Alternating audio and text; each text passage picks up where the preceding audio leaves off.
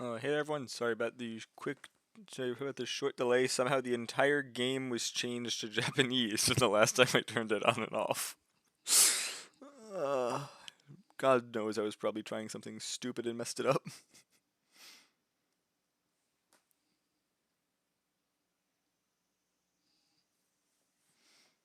Thankfully I at least managed to get it fixed quite quick. Anyway, let's go get hero mode going.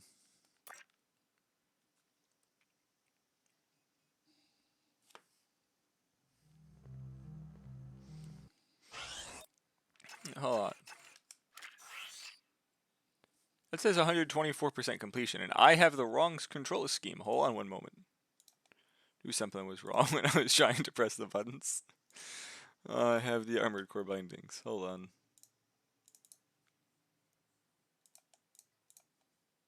Okay.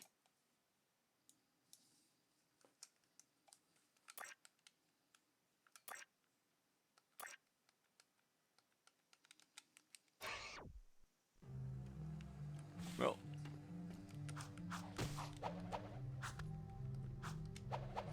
Seal off the area.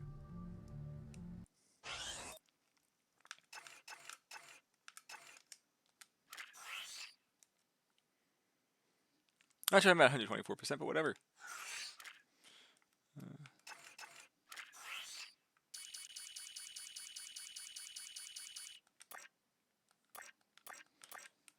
Okay, that's our title screen.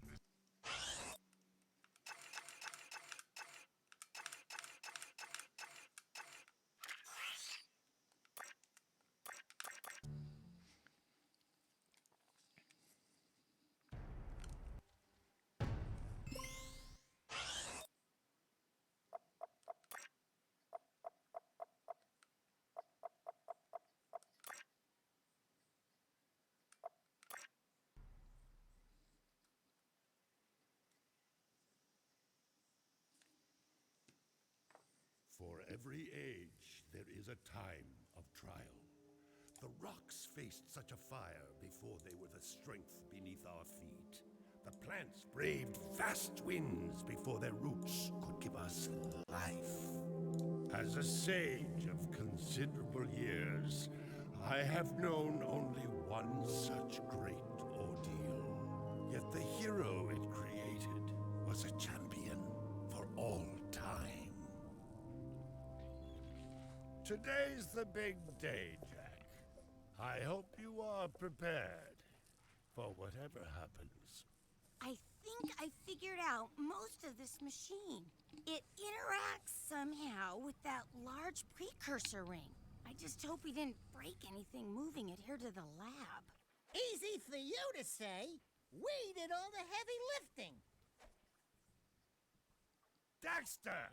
Don't touch anything! Though the precursors vanished long ago, the artifacts they left behind can still do great harm. Or great good, if you figure out how to use them. I've had some experience with such things. I know you can make it work. And it is lagging. I need to fix that after this. Jack still got the mojo. Interesting. It appears to be reading out some preset coordinates.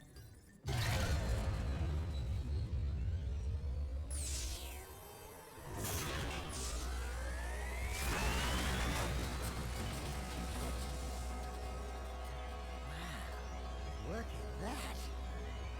Finally, the last rift gate has been opened. What are those things? So this is how it happened.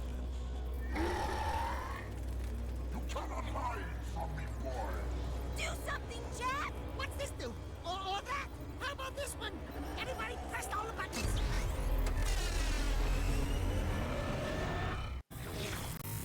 What was that thing?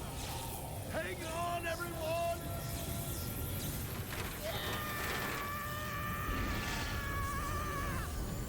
I want on this thing!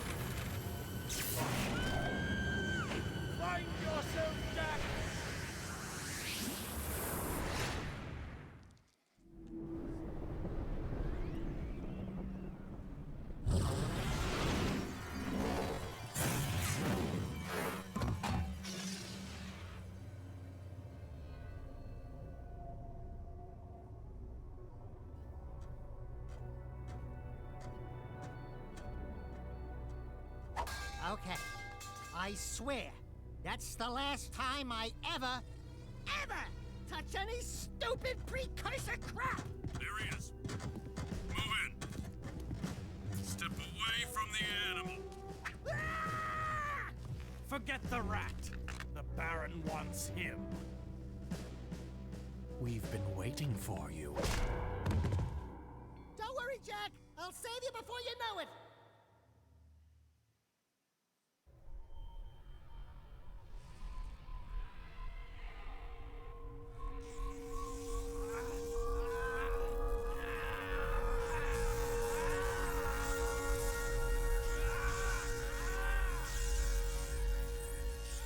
Dark Eco injection cycle complete. Bio readings nominal and unchanged. Nothing. I was informed that this one might be different.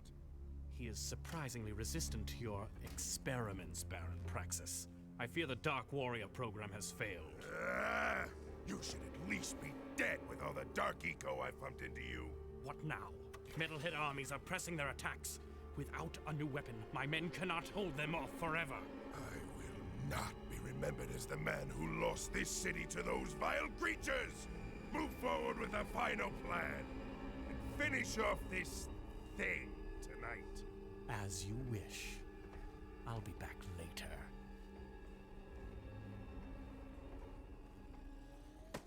Ding ding, third floor. Body chains, roach food, torture devices. Hey, buddy, you seen any heroes around here? Whoa! What'd they do to you? Jack, it's me, Daxter. That's a fine hello. I've been crawling around in this place, risking my tail, literally, to save you. I've been looking for you for 2 years. Say something, just this once. I'm gonna kill Praxis! Right now, we gotta get you out of here. Just let me figure out how to open the security locks for the chair so I can... Or, you can do it. Jack, easy now. Easy, buddy. It's your old pal Daxter, remember? Daxter? What the heck was that? Sheesh! Remind me not to piss you off. Come on, tall, dark, and gruesome. We're out of here. I brought you some new threads. Put them on.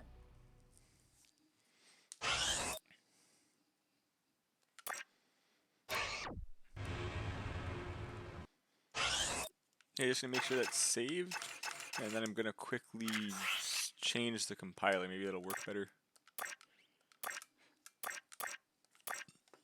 Hold on one moment.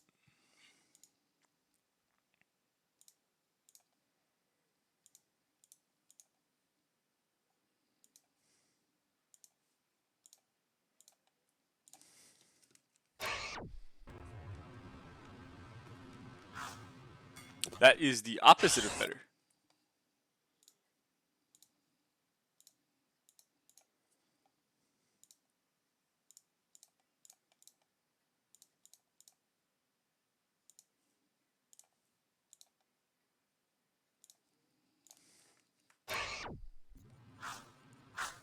Also the opposite of better.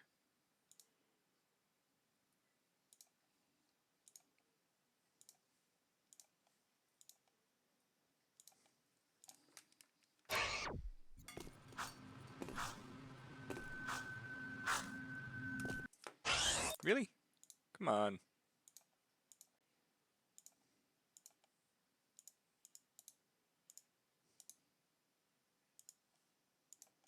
Well, 2 more things to try, and then I'm just going to go with whatever I have.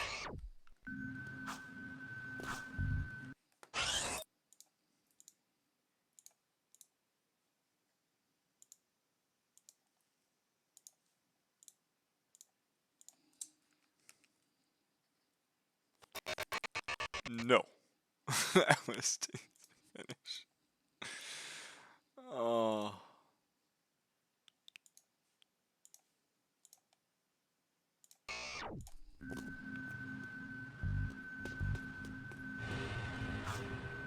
Guess this is the best I'm gonna get.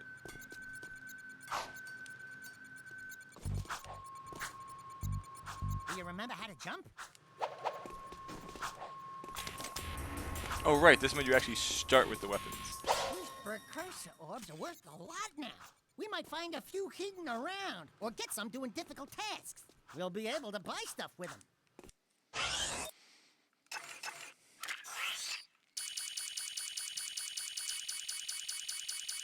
No, they just let you buy this at the start for hero mode. Well, that's just... why? That's not broken at all. Visit Steve. Please tell me you remember how to roll. Alert. Prison escape in progress.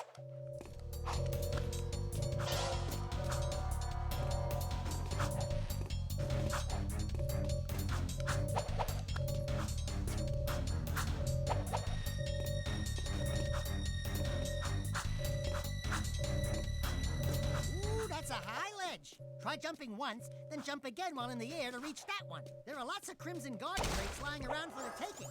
Break that crate. You are in a restricted sector. This sector is on high alert.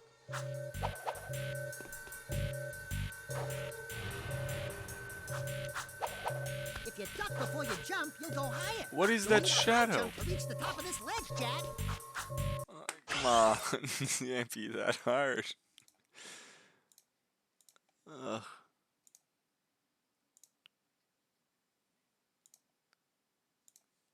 Maybe this, will that solve the issue?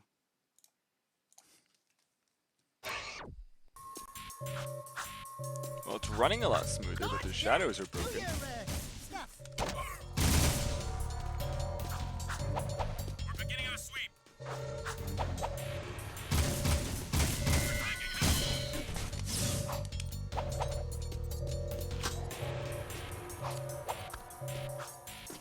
I'm gonna check after I get to the next save section, but this shadow has to be because I kept That changing crate had a stuff. health pack inside. Pick it up. You'll want to keep healthy, Jack, or we'll do the fighting. Surrender yourself. You are under arrest.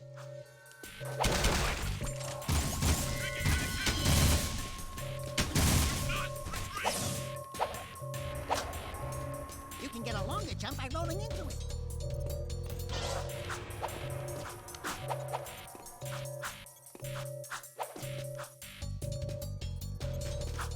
We have movement on level 1. There he is! Hard fire! Prisoner sighted! We got I don't know if that I can actually hit. prisoner on level 2! If you jumped and died, you'll crash down to the ground hard enough to break lots of things. Breaking stuff's fun, right?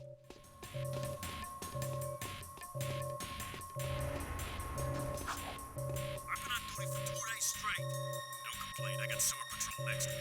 Poor bastard. Which commander do you piss off?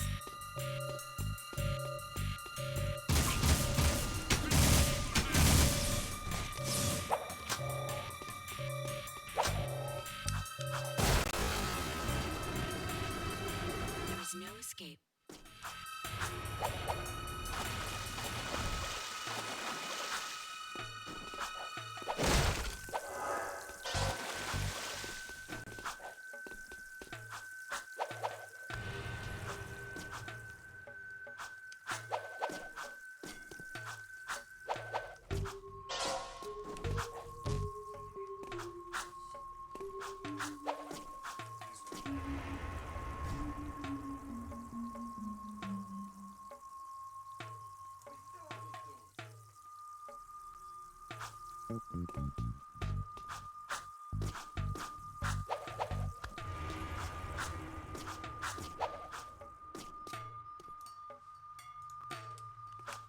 So with that, my dad We're walked in for a free, moment. Jack! Thanks to me. Nice to breathe some fresh air, huh?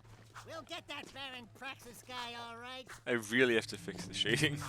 Those shadows. Hello, strangers. My name is Kor. May I help? You look like a reasonably smart man. I want information. Where the hell am I? Sorry. He's new to the whole conversation thing. Well, my angry young friend, you are a guest of His Majesty Baron Praxis, the ruler of glorious Forsaven City. I was just a guest in the good Baron's prison. Inside a cell or inside the city, walls surround us both. We are all his prisoners. Talk about being in the wrong place at the wrong time. I'd move on if I were you.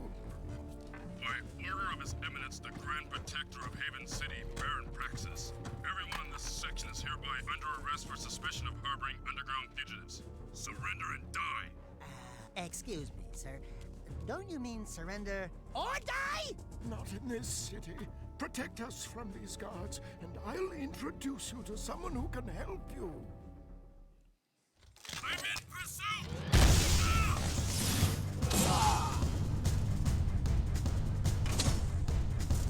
Shoot that thing! Shoot it!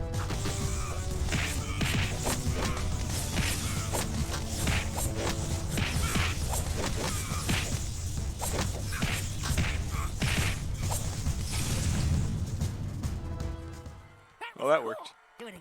Something's happening to me. Something he did. I can't control it. Very impressive. You okay, Jack? What you just did was very brave. This child is important. This kid? He looks kind of scruffy. You are in a restricted zone. Move along! Thank you for your help, but I must get this boy to safety. Hey! What about us? There is an underground group waging war against Baron Praxis. Its leader, the Shadow, could use fighters like you. Go to the slums. Find a dead-end alley near the city wall. Ask for Torn. He can help you.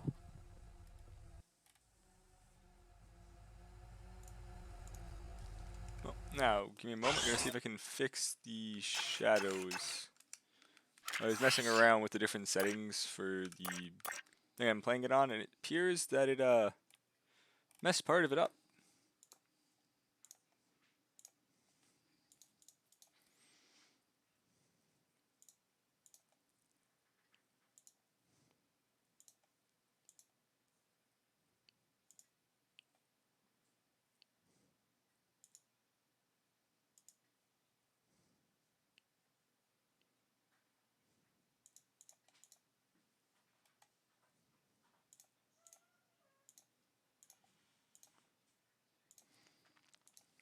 Oh, hopefully this will fix it.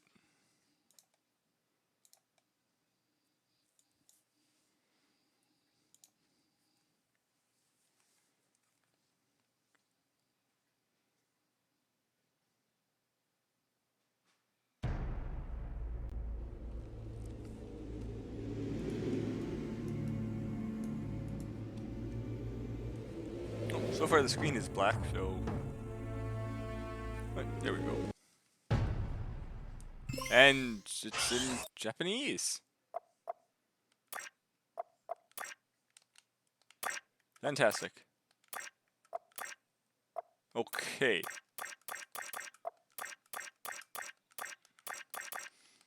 Just so you know, the reason I figured that I knew where to go for that is because it's already happened twice today. Amazing. Please tell me the shadows are fixed. No. No, they're not.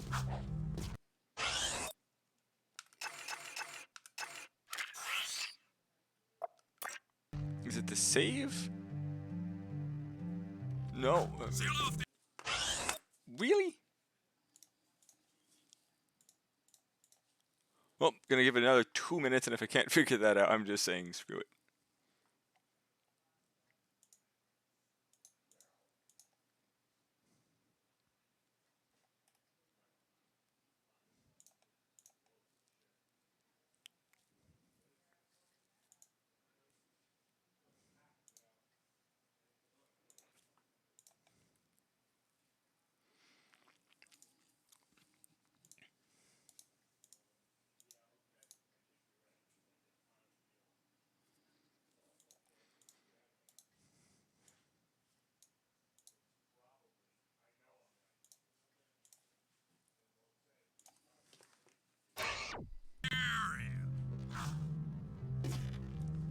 Oh, shadows are fixed, but it's laggy as hell. Good to know I don't have to actually turn this off to change those, though.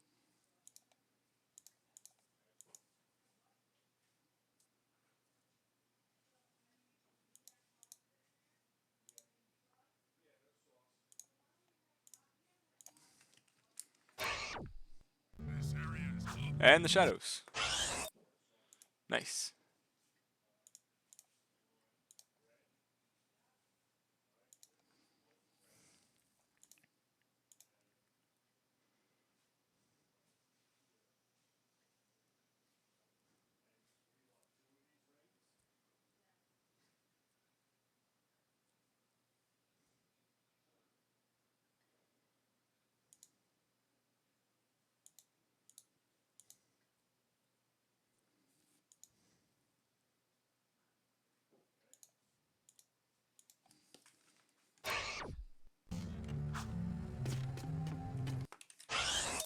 Well, I guess I'm gonna continue the game with the shadows.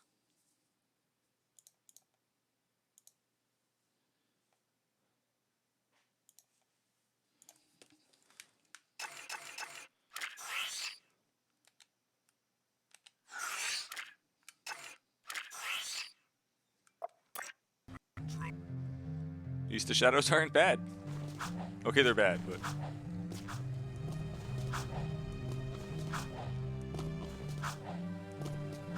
The city map is displayed in the lower right. Follow the icons on the map to reach important destinations. Welcome to the city transportation system. Literally working when I did the regular game 2 weeks ago. Switching hover zones. Switching hover zones may help avoid traffic or ground obstacles.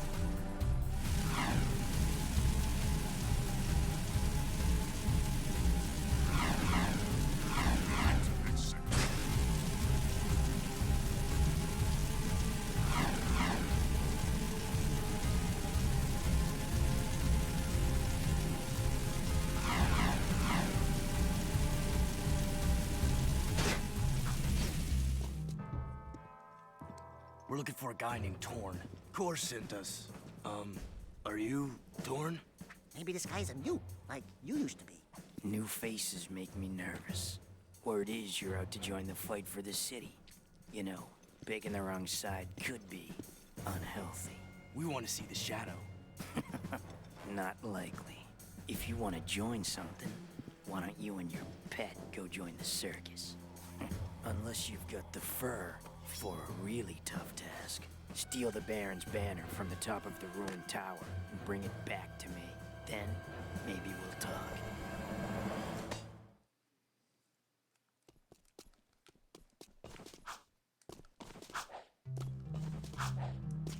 I've got suspicious activity in this sector. Attention, violence.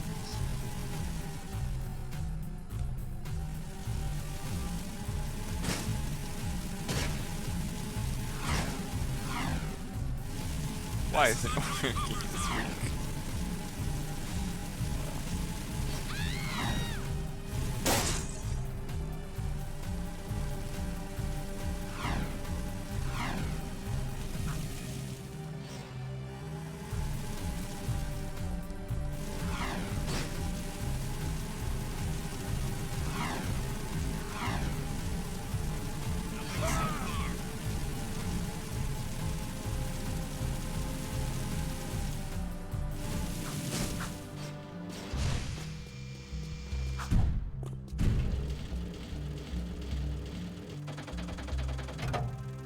Exiting city.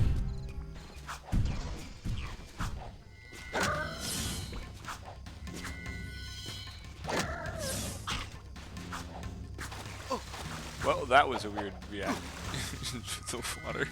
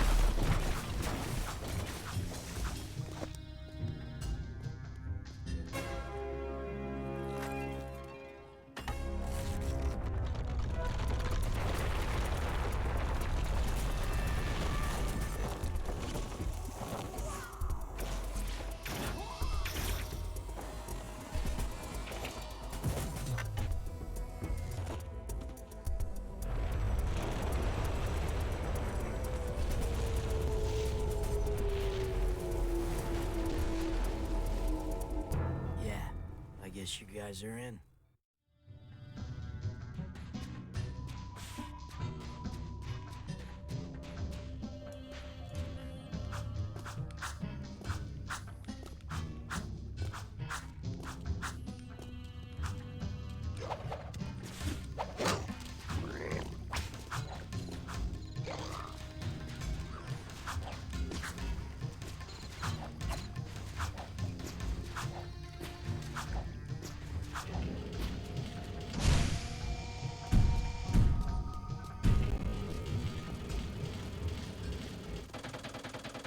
Decontamination complete. Zero theory.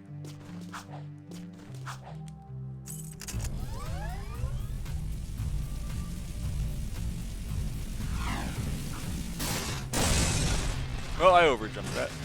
Stop!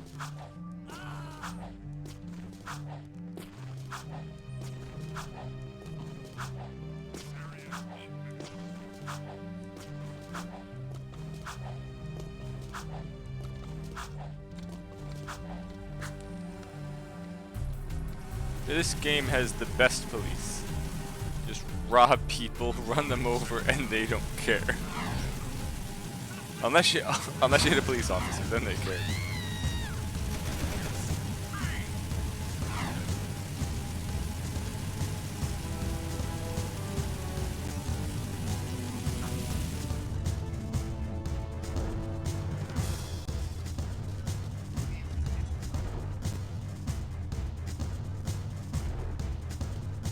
Woo! Being a big hero sure makes you thirsty.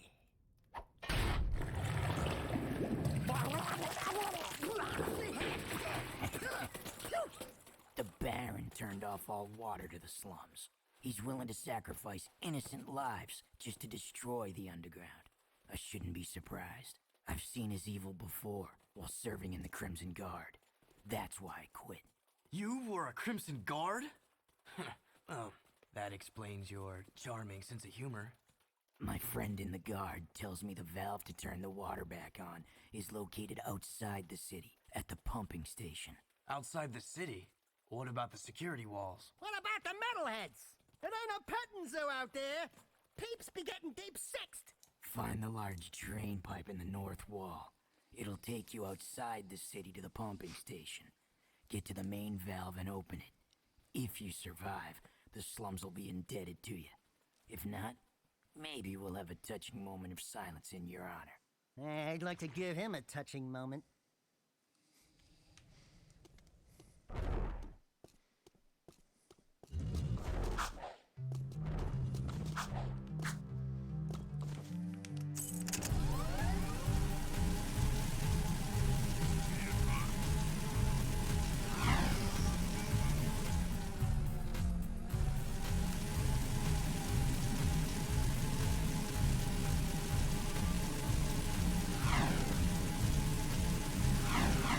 So I'm probably not going to finish today, so I'll finish this game up probably next Sunday if I don't finish today, and I will try to fix the shadow issue during the week.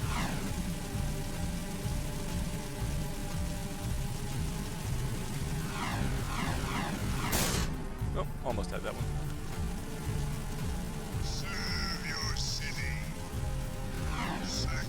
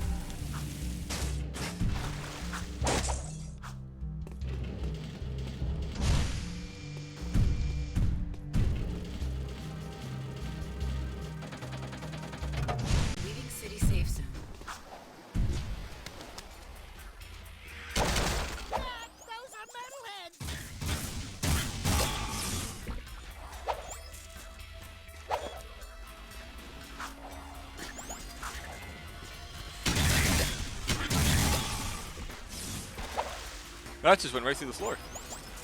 Actually, I think they both went through the floor. Fantastic.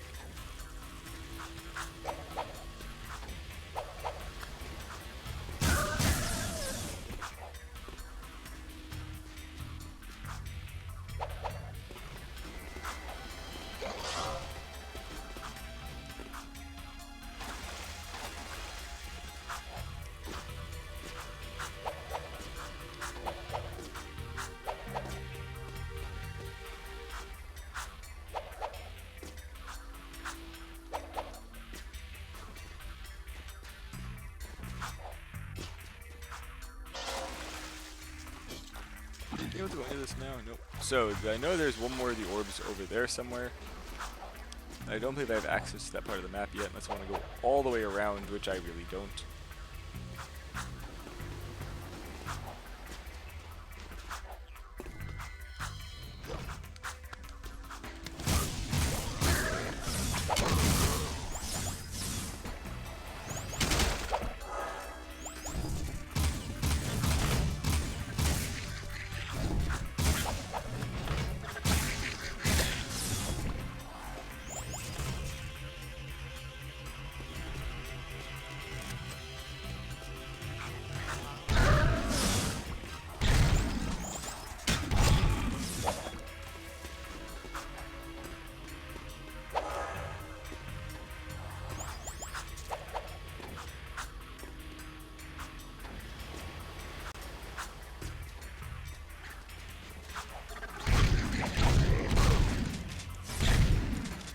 Oh, not getting that orb.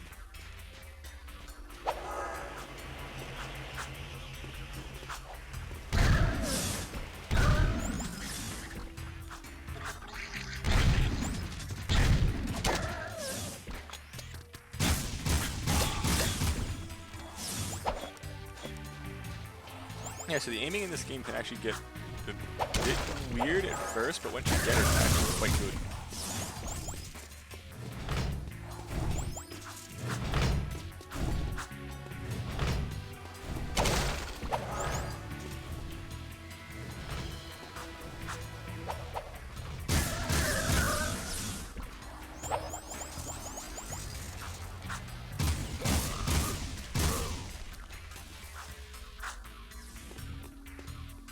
I feel like I made a wrong turn at Albuquerque.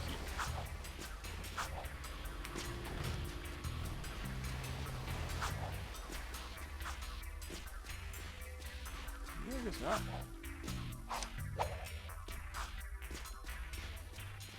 Oh wait, it's up there. Up there is my goal.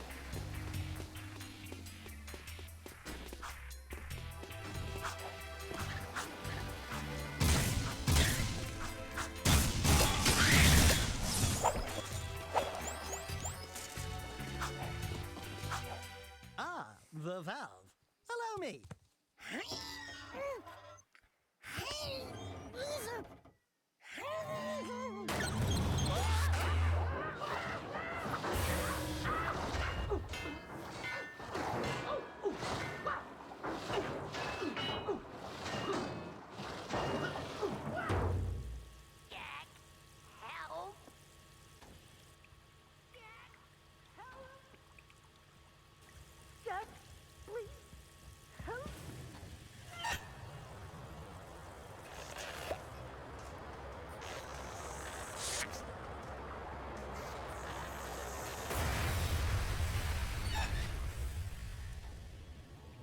Don't say it. Don't even chuckle. Next time, you turn the valve.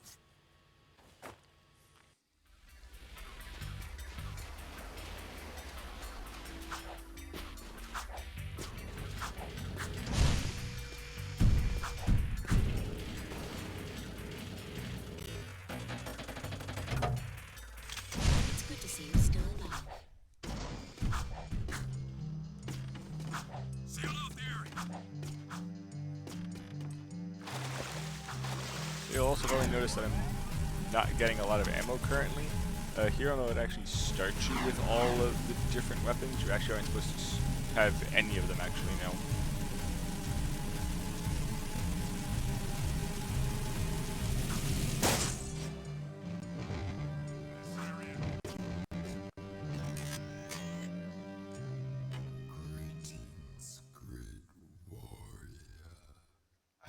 And now it's slowing down again. There's a dark rage burning within you, and in time, it will destroy you with its madness. Only the last power of the precursors can save you. Destroy my enemies, those creatures you call the Metalheads. Bring me 25 of their skull gems, and I will teach you how to control. This is your first time seeing. If you think this voice is weird because of it being slowed down, that's just it normally. It's not changing the tone of voice, which is at least quite good.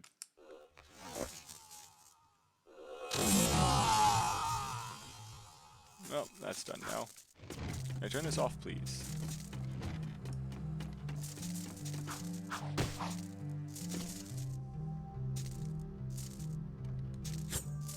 Controlling Sector 9.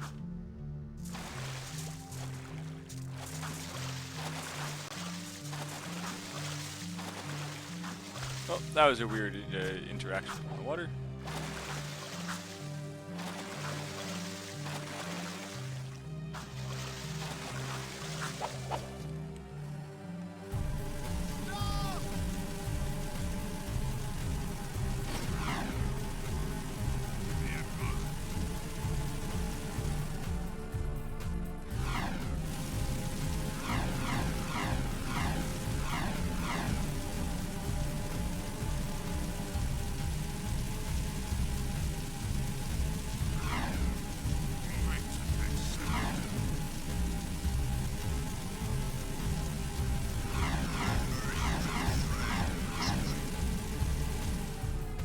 This is the wrong turn.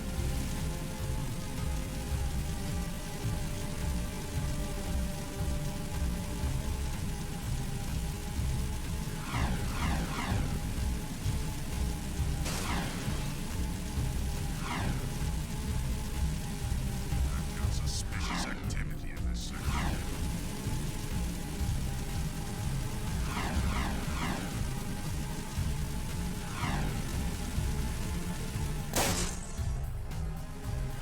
This is a no-hover This car's done. Hike. Actually, not sure what they call these.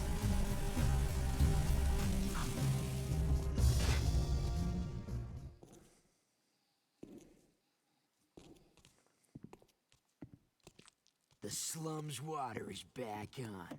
I'd love to see their heads roll when the Baron finds out.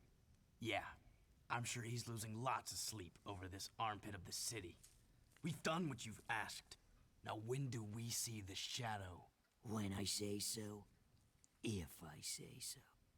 But before I even think about it, I want you to take care of an ammo dump we've ID'd in the fortress. Lots of Crimson Guards, constant patrols. We know it's vulnerable, and the Underground needs you to blow up all the ammo you find inside. Get all of it, and we'll deal a body blow to the Baron. You're sending us in, tough guy. So what's with this wheel dealer body blow stuff? That's fine. I want the Baron to know that it's me who's hurting him.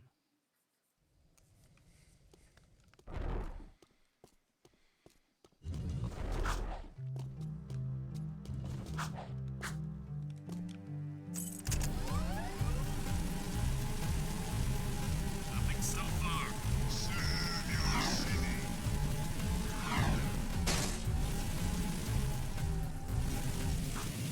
Is there just a police bike on the ground? Well, it's mine now.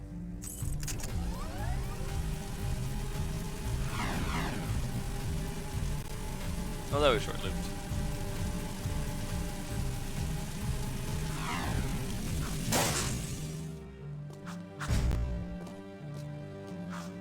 Oh, it's this level, darn it. And why are you going slow? I've got suspicious activity in this.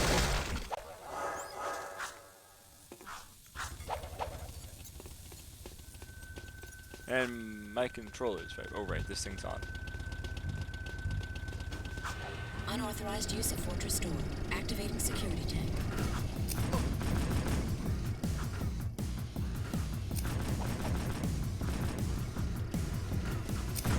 Well, I missed. Well, that works.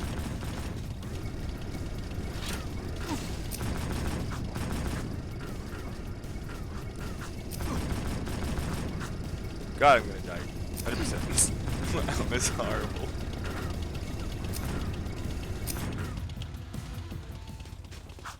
Unauthorized use of Fortress Door. Activating security tab.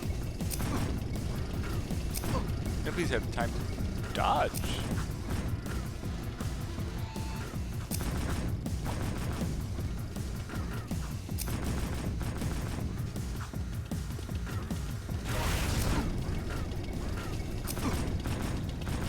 Crap. Awful. Unauthorized use of Fortress Door. Activating security tab.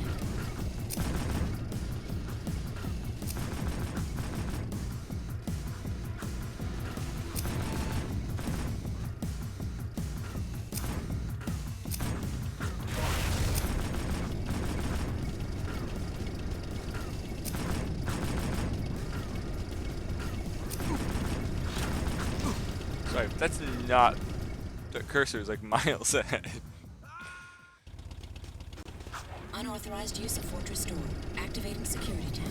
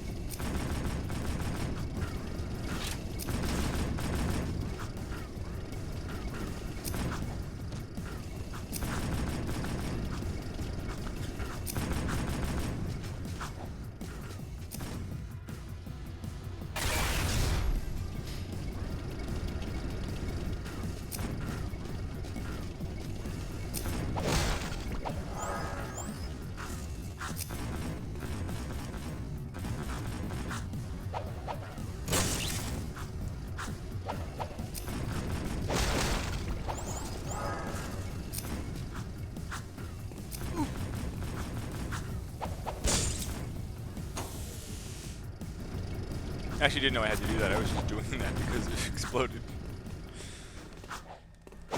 Bribes this week. Shh.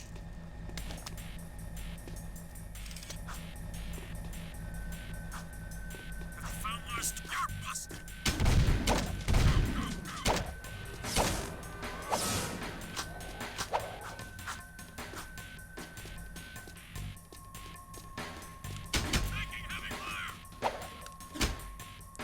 Good to know that that for some reason works. Gun, bullet, nope. Foot, yes.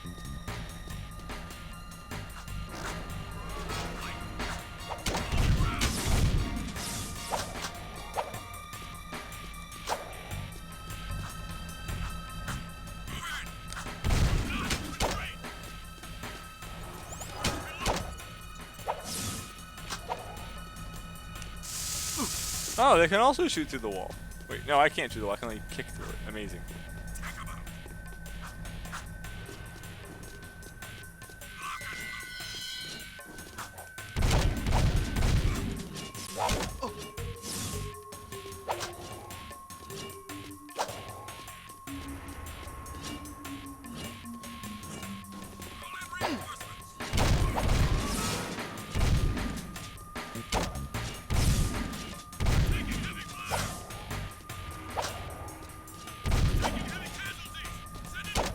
Or do they only give them the tasers?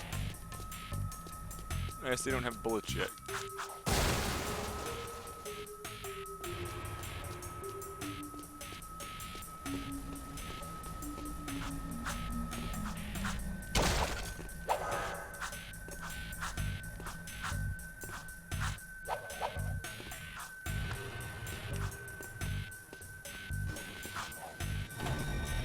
Well, I feel vibration, which means the tank's coming. Cool, that's a security pass. We need those to get through city checkpoints. Shh.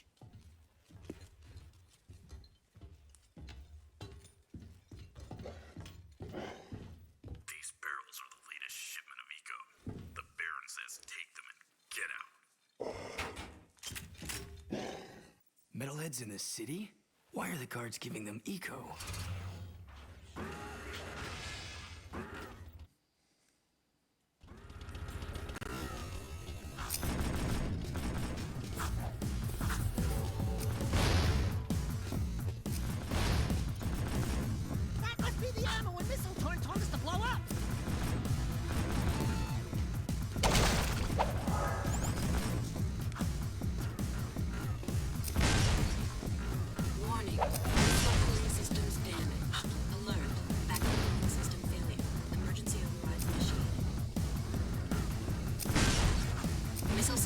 critical overload. Failsafe not responding. Oh, is there an orb or something back over here? Oh, okay.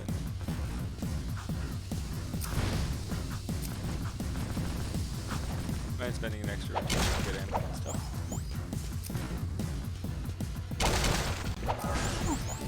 Danger. Oh, good. Warhead detonation imminent. Evacuate immediately.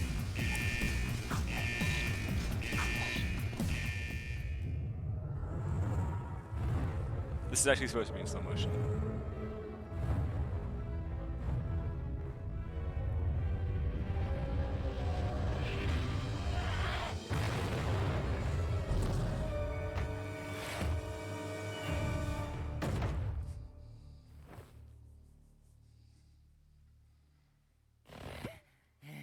This place has too much excitement. We need to move back to the country. Seal off the area.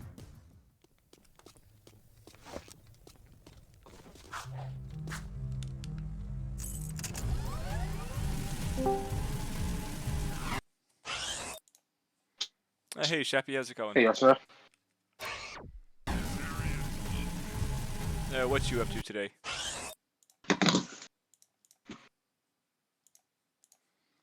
You know, it would probably help if I changed my mic to voice activated so you could actually hear me.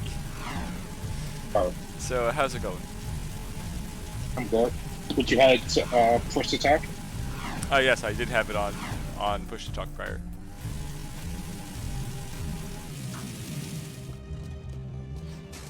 Yep. So I'm currently streaming the hero mode on Jack 2 at the moment.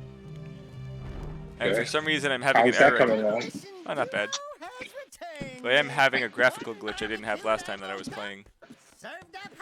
Oh, We saw something For some reason the What's the graphical? shadows are just becoming ridiculously thick and just going straight up to the character models. It's like anything that's like flying over, there's just a giant, like 15-foot tall shadow in the way. So far, your gigs have been easier than stealing grass from a sleeping. where's Joe? Our entertainment.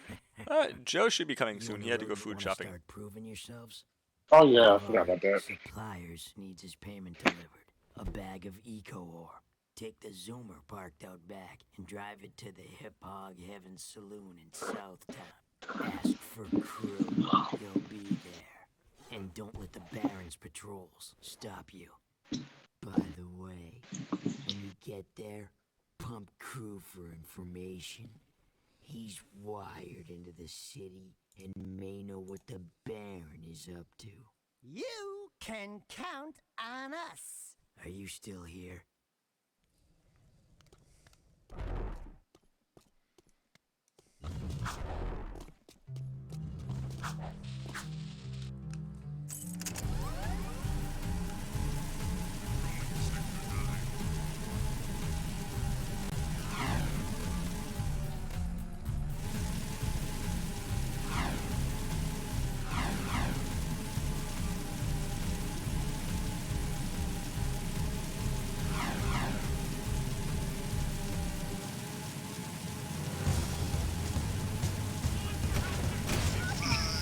I'm gonna play some good old Skyrim. Skyrim's a good game.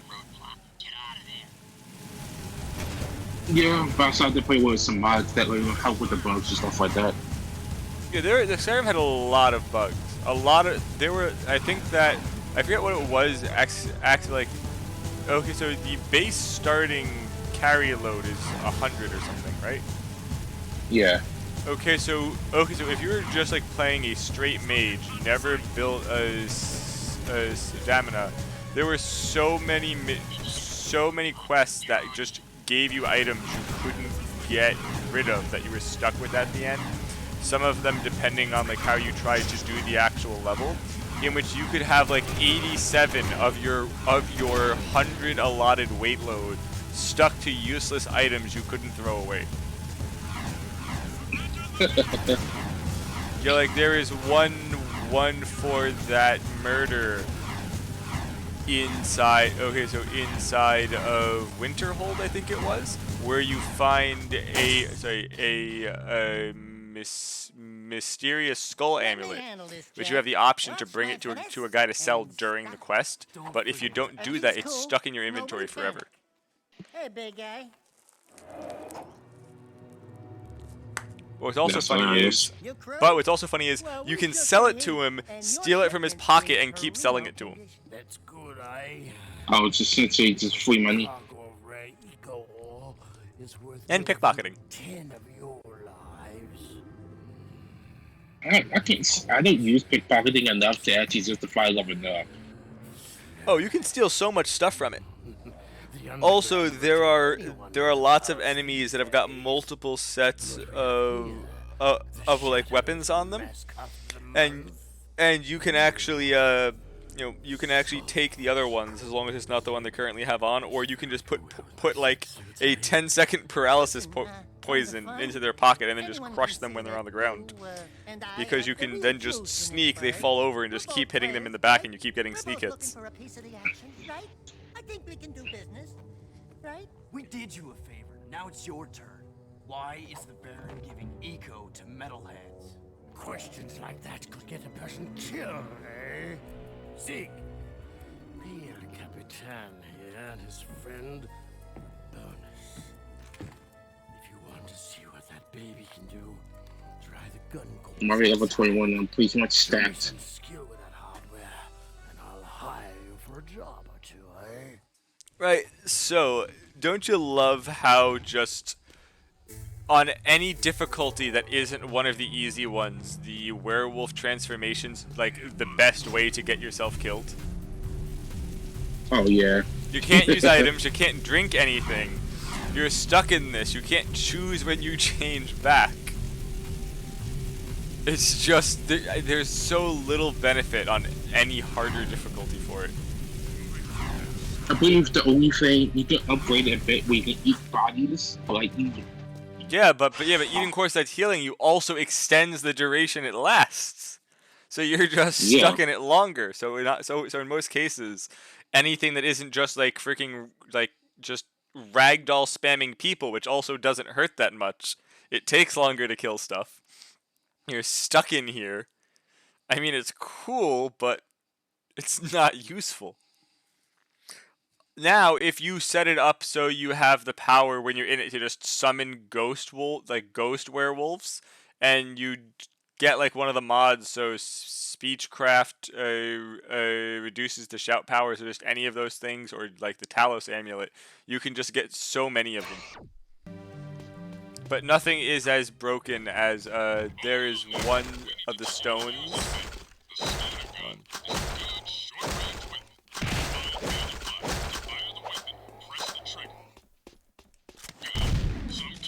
Which stones? I think what it was. You can put your weapon away or pull it out at any time. Try putting the weapon away. Okay, so there is one of the one of the power stones east of Whiterun, which lets you like temporarily resurrect all of the nearby enemies, and it's one of those where you can use it once every day. The problem is that so any corpse will stay for 3 in-game, like 5 or maybe like between like 7 or 10 in-game days, unless you visit it again, which then the timer restarts. So you can just run around, get a giant army of shit, and then just when it times out, press wait and wait for 24 hours, and then do it again, and just get this infinitely increasing size army that follows you when you fast travel. So like if you fast travel, it'll follow you, then all of it falls down, you wait whatever other time you have to do, pick it back up, and you just have an infinitely like increasing army of just shit. That's really ridiculous. So you can go to like bandit stuff, the mages also just start running around, it resurrects animals, you can have bears, saber-toothed cats. It just keeps spamming the crap out of it. Right, so there's also a item, by the way, that you can get that lets you store one of the like once a day powers in it. I think it might be from one of the DLCs, I forget, but basically the item works is that I think it's a helmet or a ring, but anyway, it gives you access to one of the once a day powers. So you think that, okay, I can now do it twice. Well, if you take it off and then put it back on, the cooldown resets. So you can see where you can see the issue. So you literally have it on your quick bar, put on something else, put it back on, use the power again, and everything just gets back up.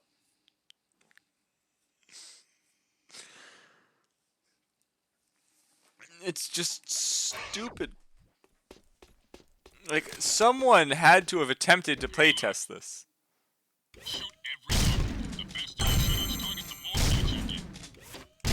Fair, some people may not have like thought that far ahead. Hold your fire on cities. Hit a friendly target and points will be deducted. You'd be surprised at the ingenuity of people.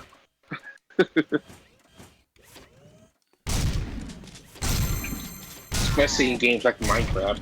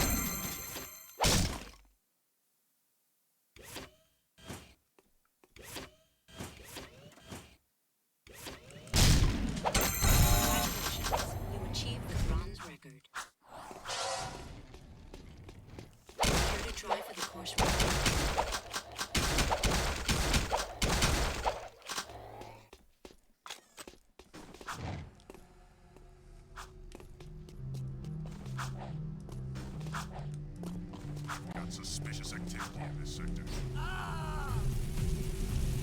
But man, the way the shadows are showing in this is the weirdest thing I've seen happening using this freaking emulator so far. Because it works fine, like sometimes it like fixes itself for a second or two, and then it just goes back to being I don't know what's going on. Excellent shooting, Jack. And it's just an emulator yourself, not the game. Yep.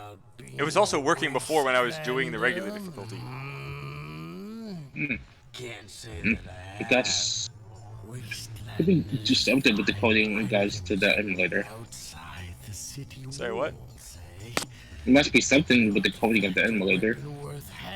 Or it's just I've been changing settings to get other games to work, and I don't know what settings I have to change back for this. So can't this auto adjust? I mean, I have everything set to auto besides the Sounds good to me. it's not a compiler. I keep calling that the renderer or something, but I'm pretty sure I changed back to what I had before. By me again, 'cause there's no way I'm going outside the city to face more metalheads. Sig will show you the ropes. So you want to be wastelanders, huh, doughboys? Well, we'll see what you're made of when we get out in the thick. Crew wants some new trophies to put butts in chairs at the Hip Hog, so I'm gonna bag him 5 nasty metalheads at the pumping station. Don't wet your fur, Chili Pepper, 'cause we're rolling with the Peacemaker. Woo! I need one of those. Where'd you get it? Don't ask. Sig needs someone to watch his back while he tracks the metalheads, eh? We'll meet at the pumping station. Listen, Cherries. Don't you leave me dangling in the wind out there. Let's do it.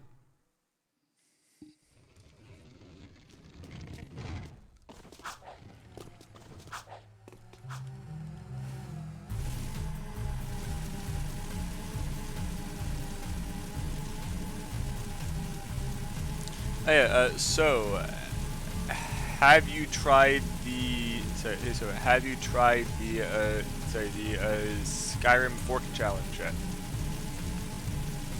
Is that why I go through a game with just a fork? Yep. Okay, so there are 2 forks in the game that you can get, which can be wielded as actual weapons. Except though, you can still blacksmith, reinforce them, and you can still also enchant them. The trick is basically using those to beat the entire game, because unlike wooden swords, which I think can be reinforced but not enchanted, the forks can be enchanted.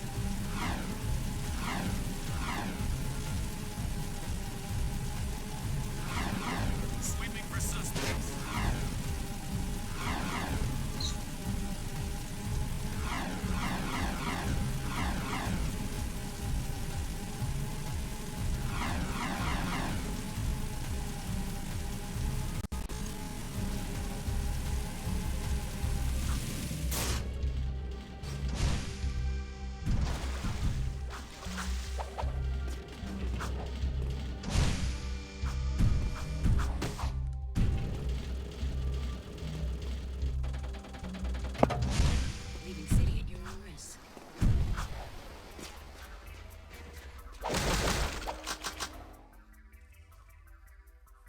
Hello, Cherries. Ready to hunt a few metalheads? Follow me, stick close, and watch my 6.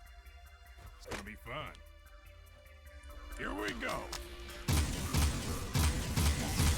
Here comes trouble.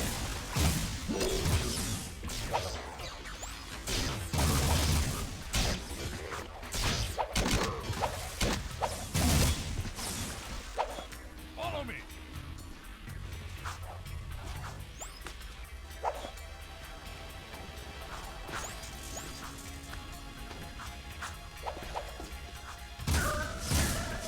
Get behind me while I toast that tank.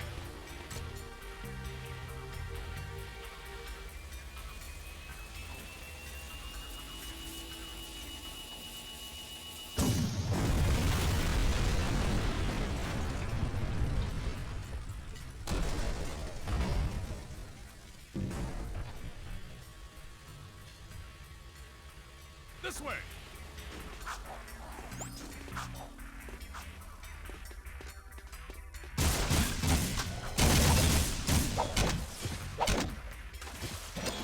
Great, kid, great.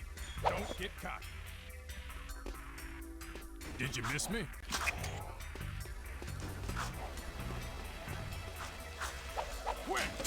bridge!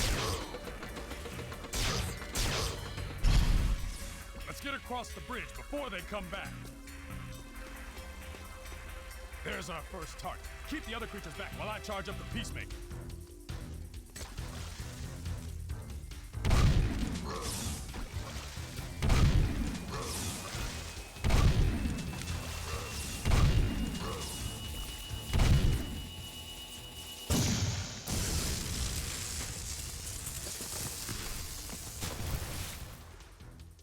That's one fried metalhead. Let's get to the next target.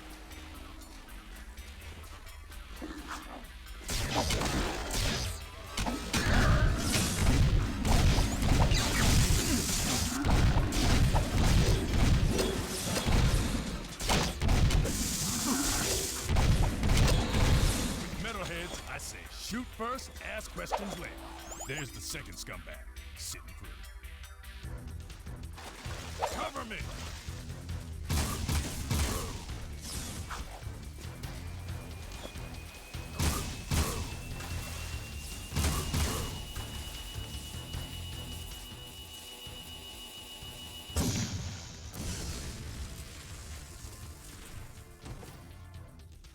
Boom, baby! One less metalhead to think about. Next target.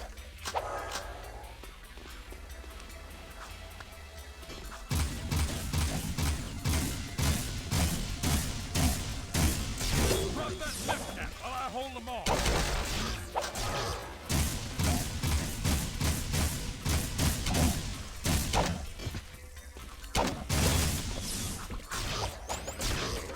God, this difficulty, the enemies have a lot of Get health. over here and stay close. Great. No time to celebrate. The things that used to take like 3 or 4 bullets now take like 8 to 10. That's quite the escalation. Also, everything also your max health is 8. Everything that dealt 1 damage now seems to deal 2. Toast this bad boy. Not sure if anything else was also increased. Assuming something that would do half health this one shot. Not sure. So far, I haven't had anything do more than 2, but I was technically just supposed to have gotten the first gun, but it lets you start with all of them. Okay. Granted, you're not getting any ammo for the later guns at all. Now that's what I call blowing someone's mind.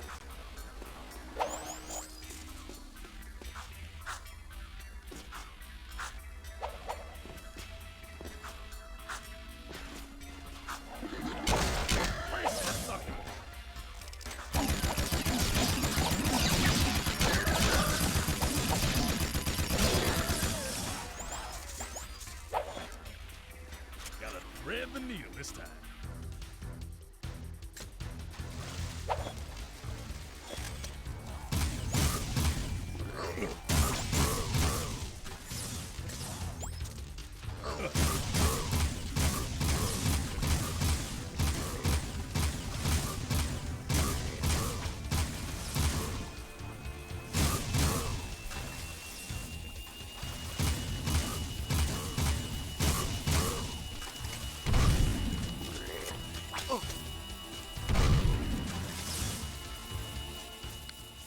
I'm already out of ammo of the freaking basic rifle.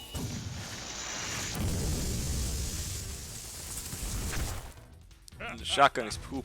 Metalhead bomb.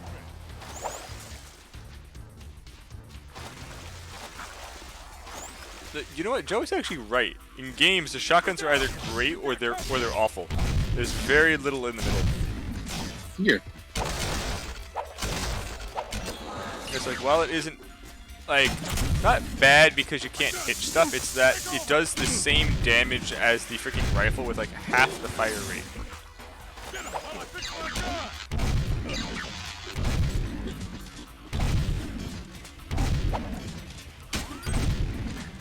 Granted, if you're using text, it's actually even worse than half the fire rate. I would argue to say it's like a fifth. Last target, then we go home.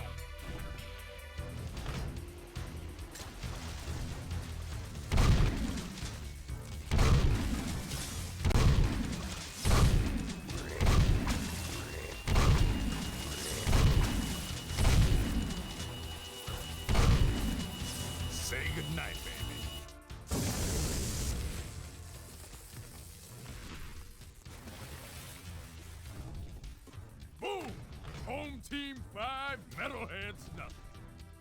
That was the last one. Tell crew we got them all cooked and canned. I'm gonna clean Peacemaker and pick up the trophy. You did good, rookie.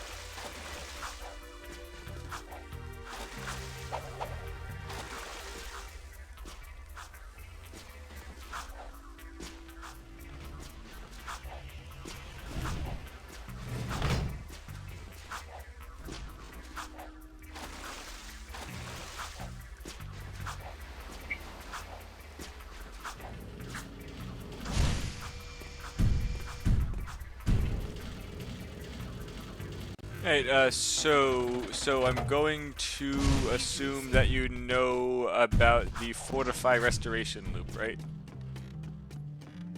Fortify Restoration. What? Give me a bit of a reminder. Okay, so by making potions that increase your restoration stat, for some reason, the increase for restoration also increased your alchemy. So by drinking a potion that increased your restoration stat, you would thereby also increase your alchemy, so the next potion you made was stronger. And so on and so on. You could just loop it until the exponential growth was so high that all of a sudden you were like jumping like tens of thousands of percent, and then you use that at the end to make a like potion for like blacksmithing or for enchanting. And all of a sudden you just had ridiculously broken enchants. You could also sell them for a lot of money if you could find a vendor that actually had like hundreds of millions of gold, which they didn't. I don't think any of them have that. Yep, so basically, by doing that, you could, you could just get blacksmithing and enchanting up, and just get ridiculous base stats and ridiculous enchants on stuff, along with a completely ridiculous armor cap, or like, actual armor defense.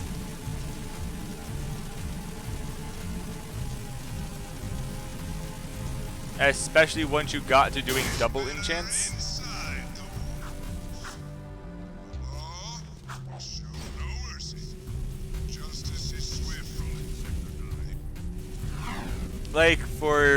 For example, for that fork. Okay, so while the fork does a base damage of 1, you could reinforce it so it hits thousands. Or B, put on just a freaking magic enchant that does, let's say, 18 million fire damage a hit. What? Yeah. Because you just keep doing that Fortify Restoration loop until you had a potion that gave you plus like 197 trillion% increase to your enchanting. And then you make an enchant.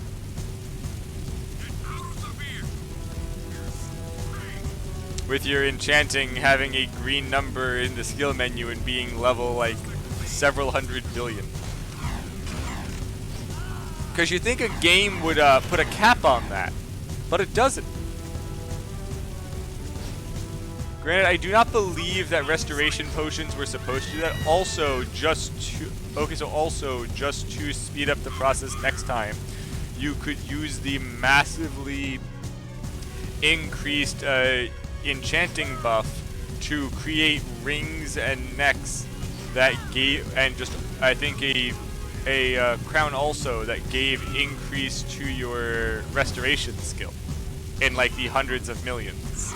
And then you can just put those on and make a potion to basically bump up any stat to whatever the hell you want it to be for like 3 hours.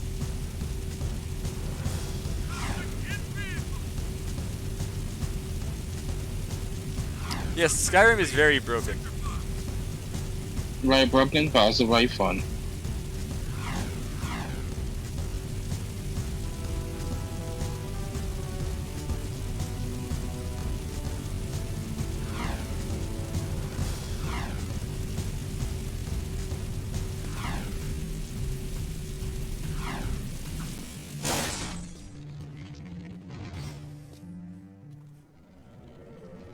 You boys are turning out to be quite useful, eh?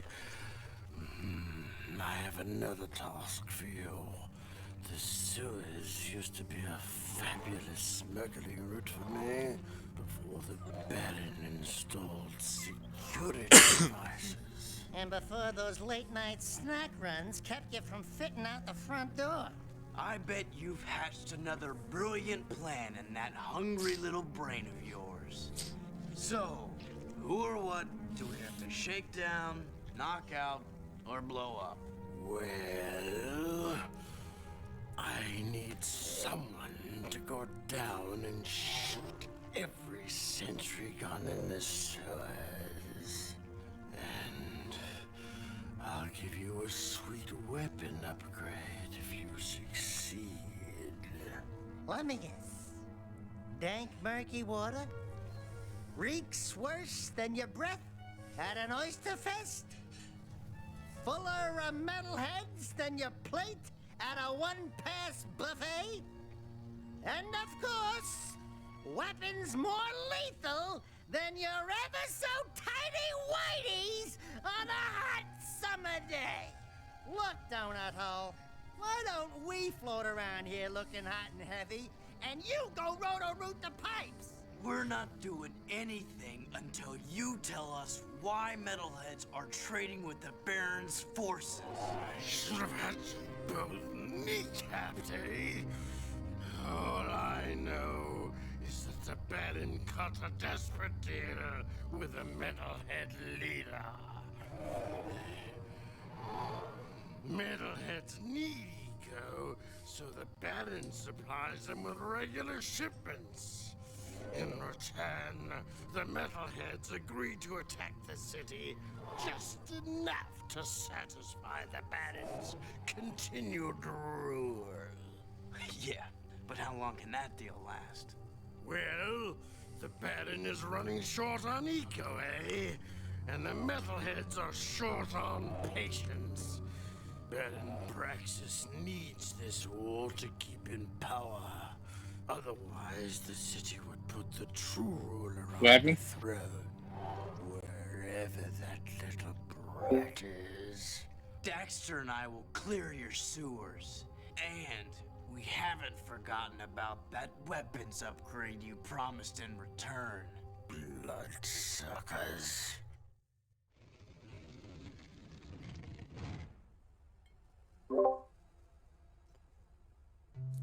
See with that, I'm back. Alright. Moving to next sector.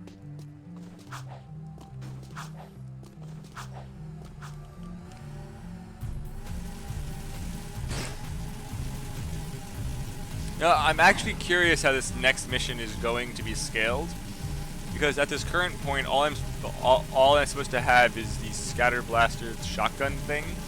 I'm going into a sewer that I have to destroy some guns in. But in theory, because I have the rifles and stuff, I should be able just to shoot it from far away and not actually have to do the entire mini game of getting close. Hopefully. I don't see why I'd have to get close. Assuming if I could shoot it before, I can just shoot it now. Wait, nope. I forgot you didn't actually destroy them. You had to hit buttons next to them that somehow turned them off, and they just would never turn them back on.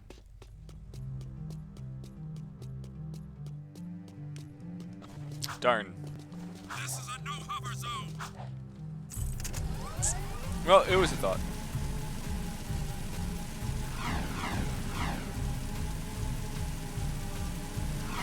Having some fun.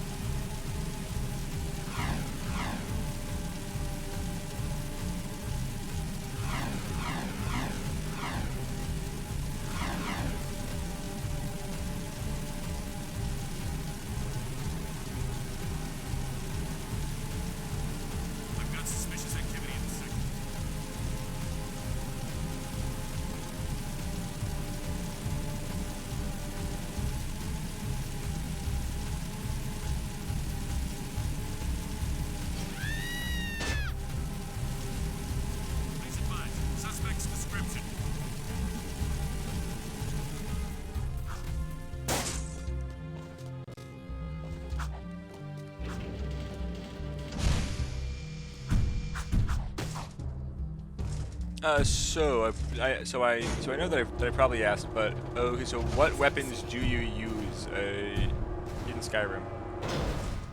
I'm basically using just melee weapons, both one-handed and two-handed. Okay, so do you use a sword, a mace, an axe? Because all of them have those different talents for it. Well, I prefer swords. Also, I was wrong. I can shoot them. It's a lot easier.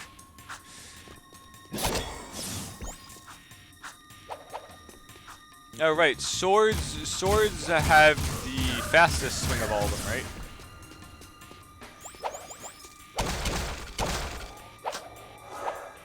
I believe the swords swung faster than it was the axes, and then the mace.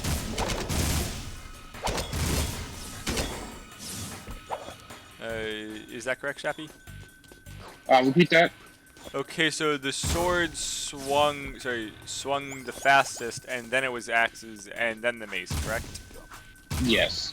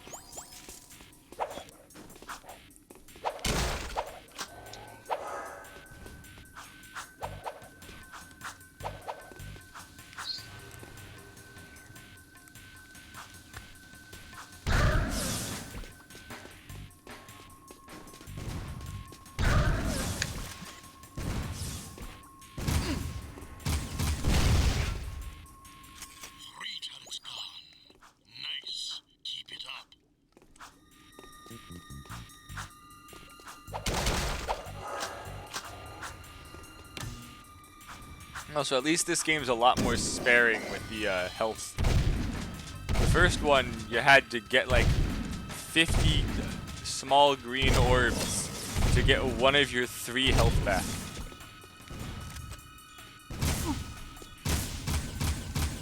Oh, like those precursor orbs? No, okay, so like there was like, no, so it was like eco orbs. Like how two you pick up those like purplish ones to get the dark form. For a bit. Yeah. There were green ones you had to pick up. The enemies would drop in between like 0 and like 3, with the most common being 1. So it would basically kill 50 enemies, and a mix of a bunch of boxes and shit to get a single health point back.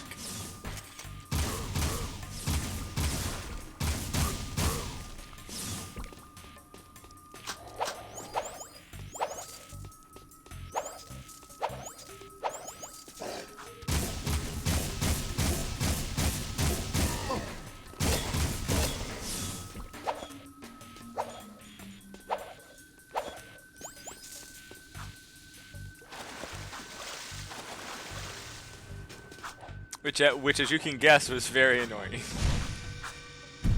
Oh, though one thing that's kind of cool is that if you got 50 when you weren't hurt, it wouldn't consume them and then give you nothing. It would just sit there until you got hurt and then just instantly heal you.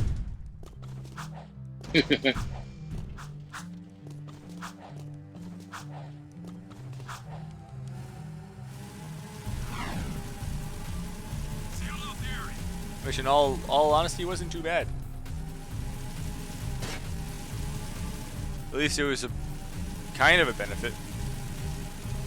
Right, and very, very rarely items or like certain areas in front of like a key boss fight or something, there would be a like large green eco which counted for 50.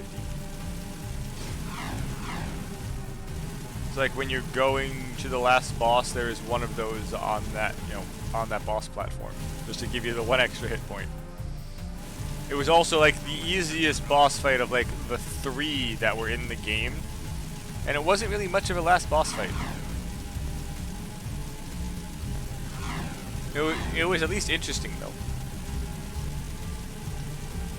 Fair enough.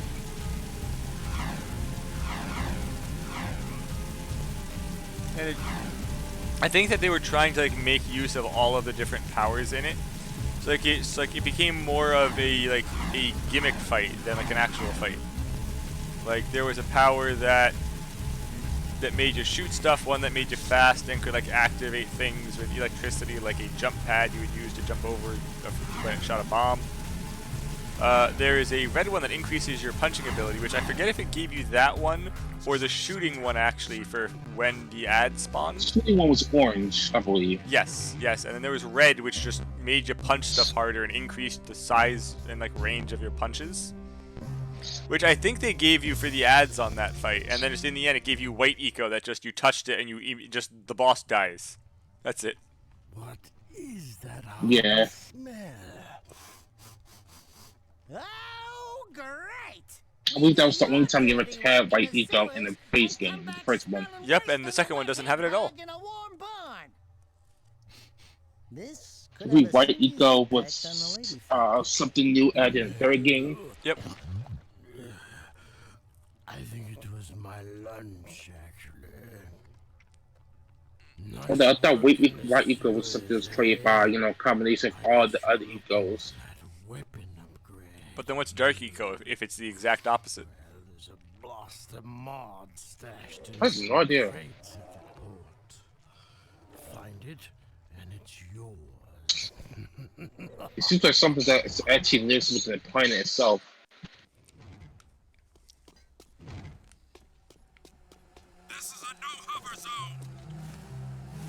So, something else that's funny.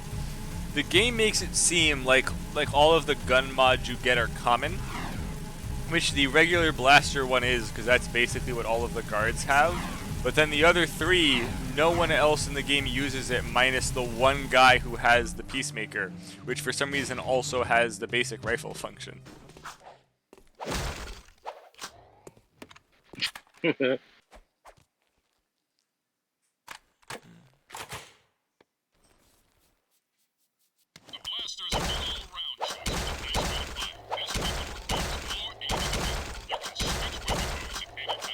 Right now, I'm just trying to get the Ebony Blade to its next thing.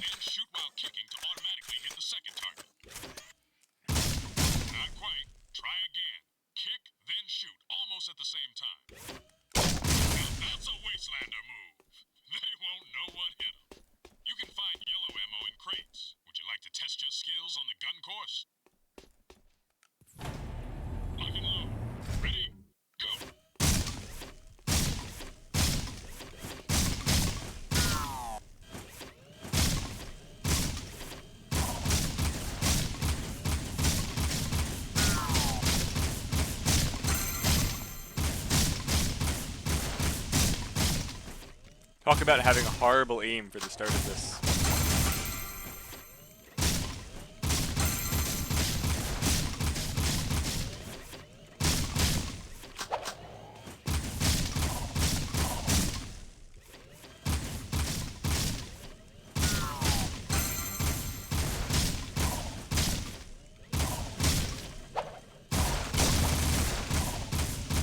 In great sense, so you just get the Ebony Blade to its former glory just by using one character.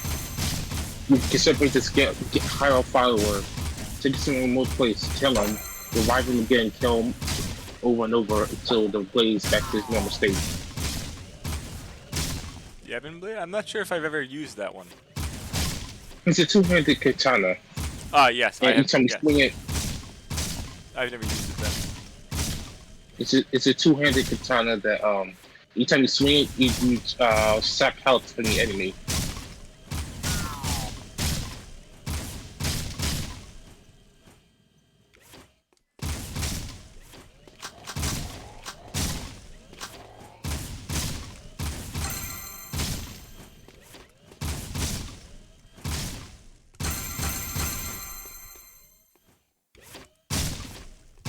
You have to do it a lot of times if you want to get stronger.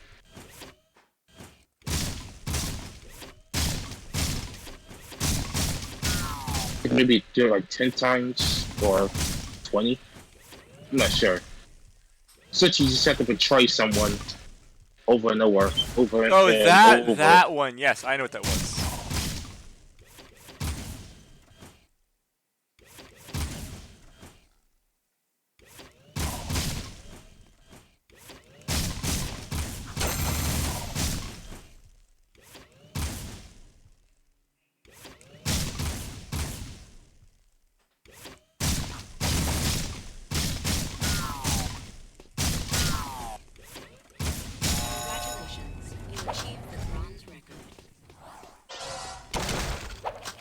There was actually a trick with that. Okay, so the way that you can do it is I think every single major hold, the inn has got 1 to 2 followers you can get by just like paying them like $500 or something, and then you just immediately bring them there. Yeah.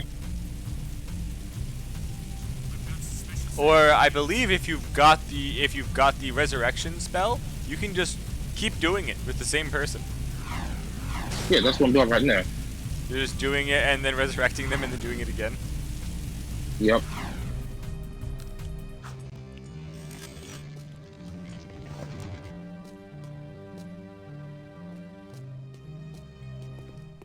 If you know, if you really want to go two-handed, so that's why I'm going for it. Errol is the undisputed grand champion. He's crazy and dangerous on the track. My kind of guy. Only a fool would dare race against him, eh?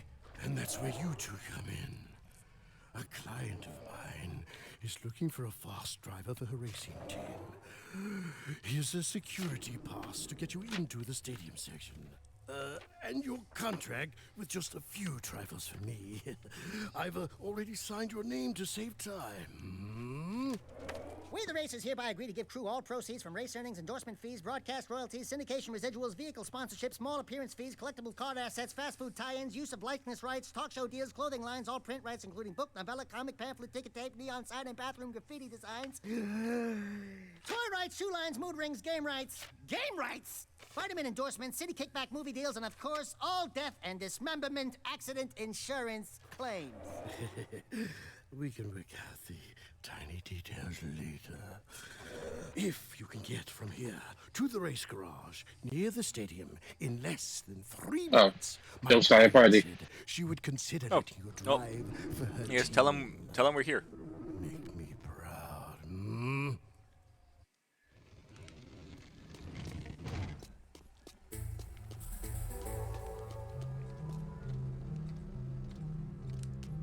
Please advise. Suspect's description.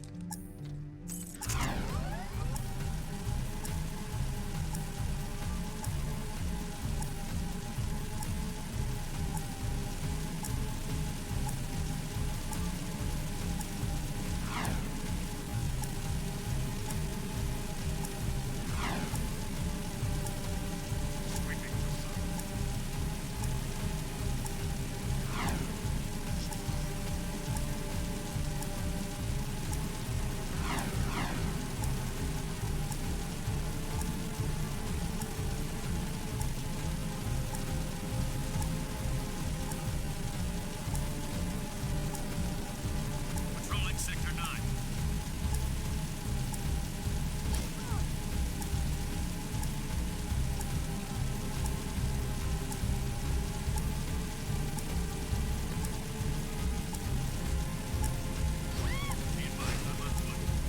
So I love when I'm doing a turn and then you hit a random pedestrian on the street, which then makes you overturn into a wall. And there's other times where you just where you literally just run them over and nothing happens. And then other times where you just DMGO ping saying pong we're ball off them. copboard. Say what? I said DMGO saying we're in copboard. I just love how that's what this is being called, Copcord.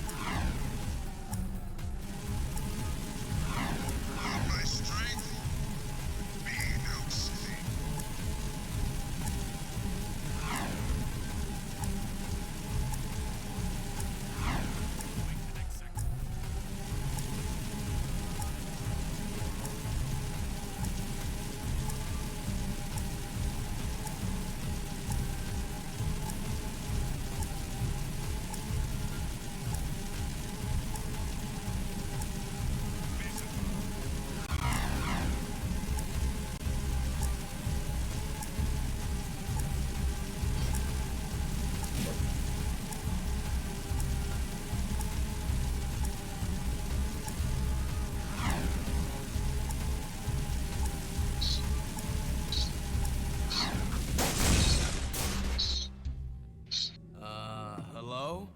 Crew said someone was looking for a race driver? I'm busy right now. You must be Crew's new errand boys. Look, I don't mean to be rude. You did get here fast, but I'm not interested in any new drivers right Hello. now. And Hello, I've Joe. got work to do. Is there anything we can do? No! I'm working on a secret Can't hear you. vehicle project. What? Hey, There we sorry. go. Listen, if you think you've got the guts to race in this town, How's food shopping? my prototype jet board out on That was alright. beat the stadium challenge, and maybe I'll consider you for my team. Did you do what you need to do? Yeah. That's good. I got food and I've eaten some of it. That's all there is to it. You've eaten what? I've eaten some of it. I love how within like 9 seconds I see 15 of the same random generic NPC model. That's how you set up a game. Just have the same repeating element 5,000 times in a minute. Honestly, the game's normally pretty good about that.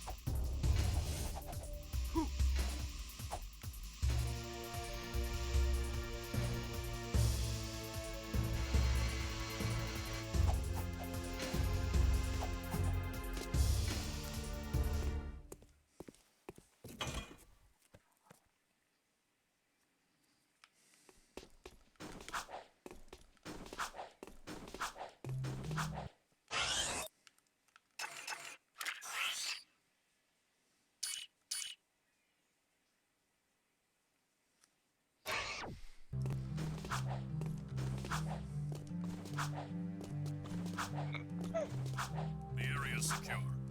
So, how is stories going for you? I'm not playing stories, I'm playing Yu-Gi-Oh! Right. Is that new site that that Zach told you about? No, that's not out yet. Ah. And I how want to is see your- them. And I want to see the monetization model on that before I even think about investing in something like that. How is your 37-minute first turn going? Deliberately trying to avoid that for as long as possible. Won a few races. Isn't it true the city champion gets to tour the palace? Yeah? Why? Could you get me into the palace? A friendly visit, I gather. Yeah, I'm a real fan of the Baron. Okay, I'll help you out if you stop bothering me. I saw an old maintenance elevator at the base of one of the palace support towers. That old lift might take you up to the palace if you can find a way to turn on the elevator's power. Nothing to report.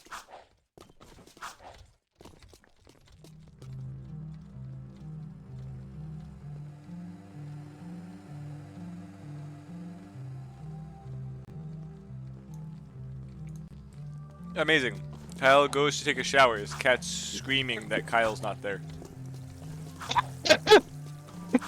He's in the shower. Hold on. Ugh.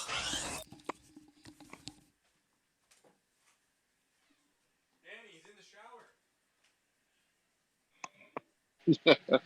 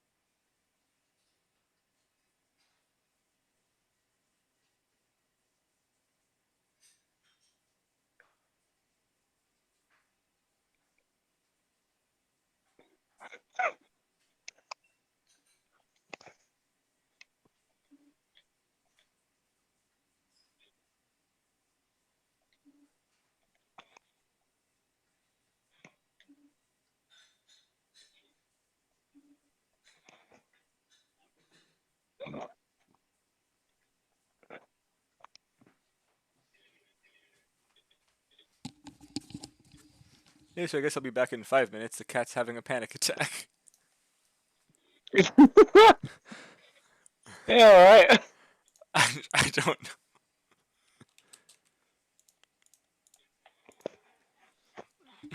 Well. Have fun with that.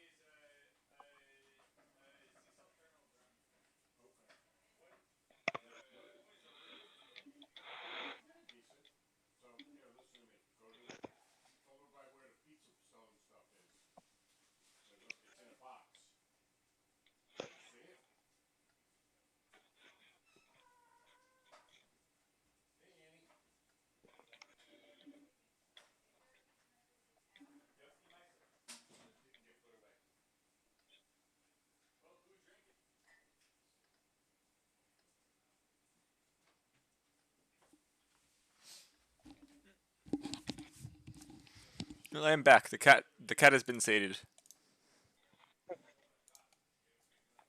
Did you feed it? What? Did you feed it? No, I did not feed it. Isn't that how you sate cats, though? It's not time for the cat to eat. Isn't that how you satiate all cats, though? No. That depends. If you're trying to sate its hunger, then yes. But it wasn't hungry. It wanted attention. So I sated the cat's hunger for attention by giving it attention. Please advise. Suspect's description. I mean, if you want to claim that I fed it attention, then I guess technically I fed it. Yeah. That's how that works. I just didn't feed it with, food.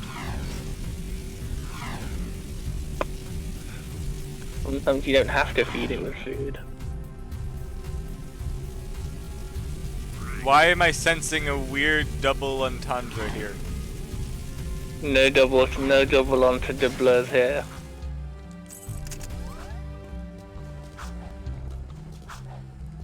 I would have made one back in a response, but I'm as good at freaking making those as Mr. Torg.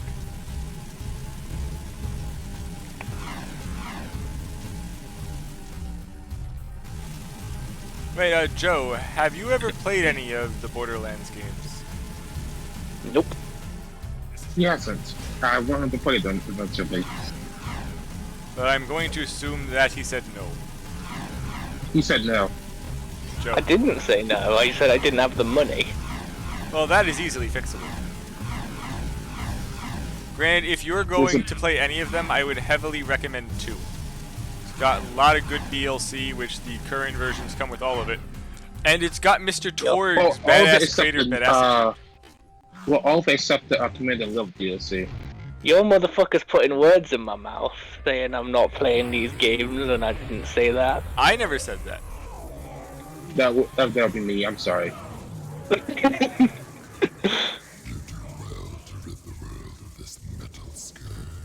But if you gain the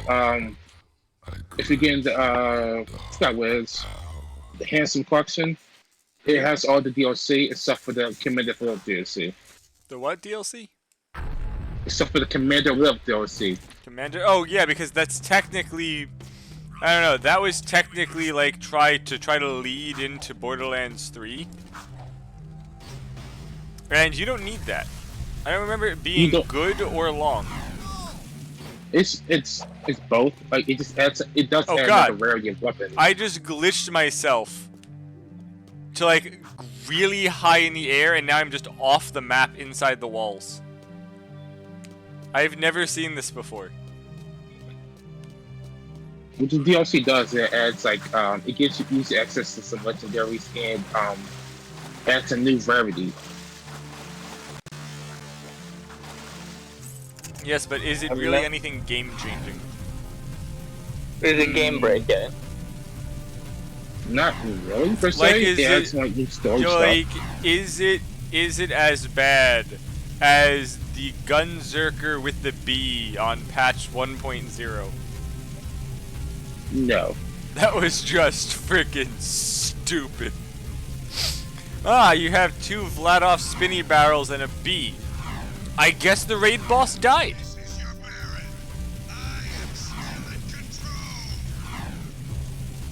It does bring another raid boss to the game, though. Right, it was that weird, like, underground worm thing, right? Yeah. The one that you could actually cheese with Gage because all of the bullets bounce. Mm-hmm. God, Anarchy mode in Gage is just dumb.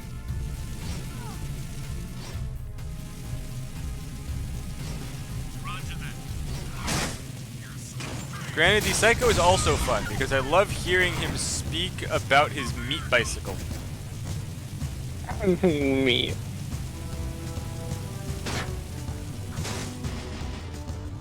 Honestly, that is probably the character that Joe would play.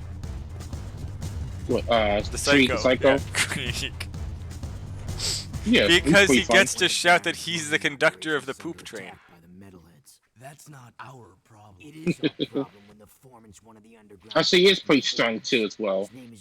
He is really good, and he gets to throw a buzzsaw axe. At the power station and use it to travel to the strip mine, so you can rescue Vin's pathetic hide. So if we do get, I believe Ahmed also have Borderlands 2 as well. And Borderlands 3. Fair enough. Whatever deal the Baron. Oh, hey, we could actually have a full 4-man group. Zico is almost gone. Yep. Time is running out. If we don't get What are the odds we could get someone to play as the commando? I could. Because honestly, the team that I'm thinking would probably just be really good would be that would be Maya, Axton, Krieg, and then someone on Gage. Because Gage, as long as you're up for a while, just anarchy just breaks the game. I can either play Maya or Axton, and it doesn't matter to me. Honestly, the only thing that I like is that they made it so that Anarchy setup Gage cannot use the Infinity Pistol. I'm glad they made that change. I'm guessing it was quite broken. Well, okay, so do you know how Anarchy works for Gage's thing? I believe it increases damage and reduces your accuracy. Yes. Then there's other ways and other trees to spec her so that all of her bullets that miss have like a 50% chance to bounce, which then immediately gives them 100% accuracy, and you gain stacks by reloading the weapon automatically because it's out of ammo, kills, and several other things. But then reloading it early gives you like perfect accuracy, rapidly like drains the stacks, healing and other crap. But just the point is, once you get max stats, you could just put the Infinity Pistol on and just run holding the fire button down for ridiculous ammo that kills everything miles away. So they made it so that the clip size reduction that you basically have to take for it reduces the Infinity's one size clip to 0. Completely nullifying it from actually firing. Also the issue was that you could use all of that with a bee. A bee shield? Yeah, the bee shield. So you did that with the Infinity Pistol and a bee. And just bouncing around everywhere, shooting for you with tons of damage, multiplying the damage the bee did. You know, we could talk about this all day, but Joe's not gonna really grasp the facing this Borderlands has. I'm not even talking about having Joe. I'm talking about how broken it was. Also because something else that Gage had was that every time she killed someone, which was easy from all that bonus damage, it immediately refilled her shield to full. Speak Elvish. We are speaking Elvish. You know, I was expecting you. I was expecting you to say moon ruins. Doesn't sound like moon ruins. See the Japanese version, or the Japanese or Chinese version of Borderlands 2 has some neat Easter eggs in it. I mean, technically, Borderlands 2 has got Minecraft in it. But Easter was a few months ago. It can't be Easter again. I mean, there is a lot of holiday-themed DLCs in that one. Yeah, there is. The St. Patrick's Day one's amazing. You have to get some like really, what was it? You had to get those like really large freaking Goliaths like drunk and like make them fall in love or something. I forget what it was. Oh yeah, that one. You have the Christmas one as well.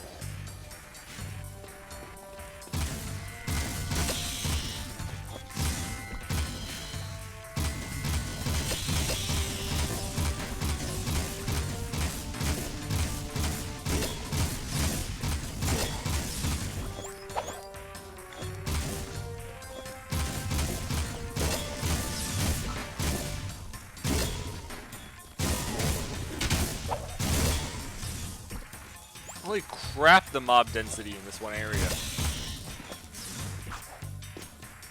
I can carry 100 rifle bullets. I've already used 90, and I haven't even gotten to the entrance.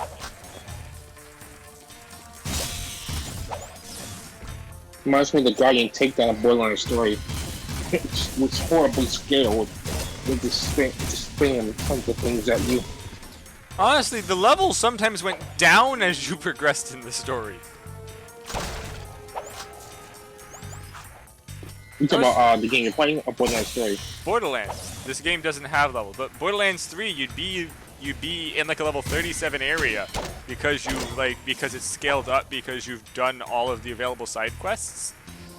But then the next moment, the next area is like 22, and all of the gear that's dropping is 22.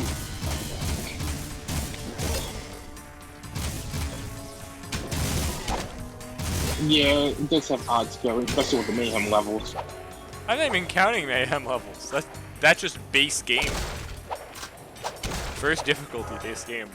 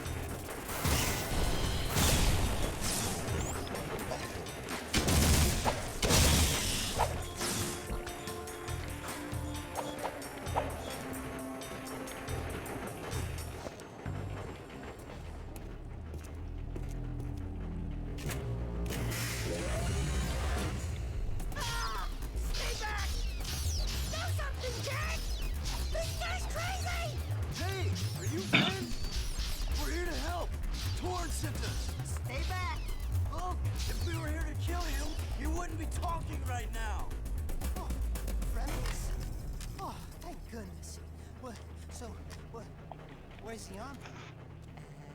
Where it? What? Just you two?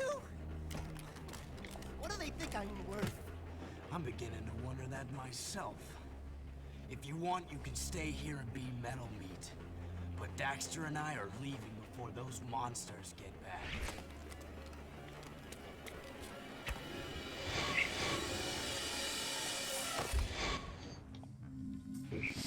So did this whole level to like save a guy. Turns out he just literally had a teleporter 3 feet from him the whole time to get back.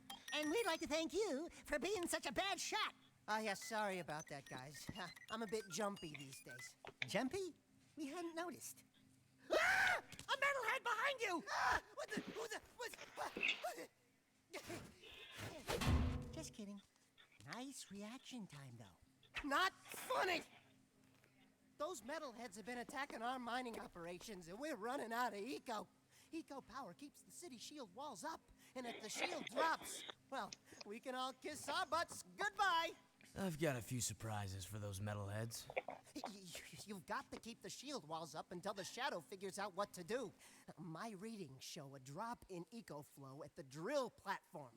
Probably some metalhead eggs sucking away power. So use the warp gate to go to the platform and destroy every metalhead egg you can find.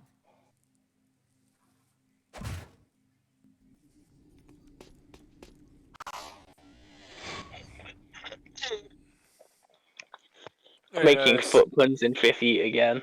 What? I'm making foot puns in 50 again. Why do you keep making foot puns? Why not? Because at some point, I couldn't think of a foot pun response. I tried, I swear. Because at some point they'll all be Toad. Did you say they'll be Toad? Yeah. Well, that's a hole.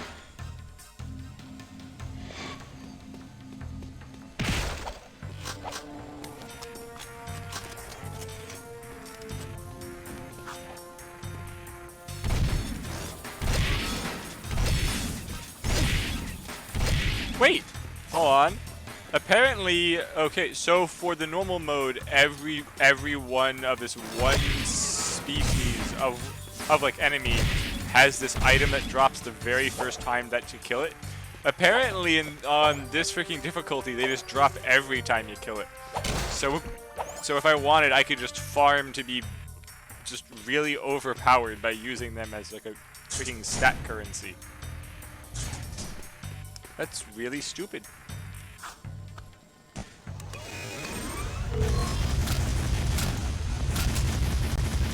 Oh god, the cannon has... I forgot the cannon in this game, the turret, has got plane controls.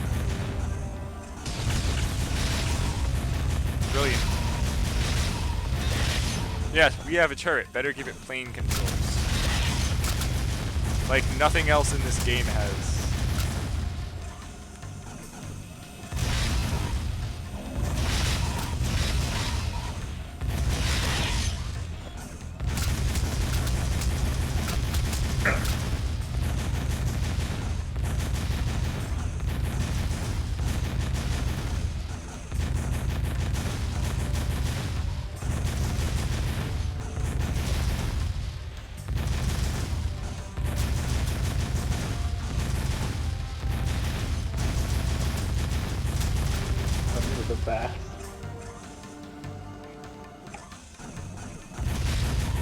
Sorry, what show? What puns are the best? Well, eventually someone's going to find something better and use it to defeat your foot puns. And when they do, I'll switch up my comedy. And then Keith will get mad at me again because I've switched up my comedy. Why does Keith care what your comedy is? He always gets mad every time I change, like my sense of humor changes to something different.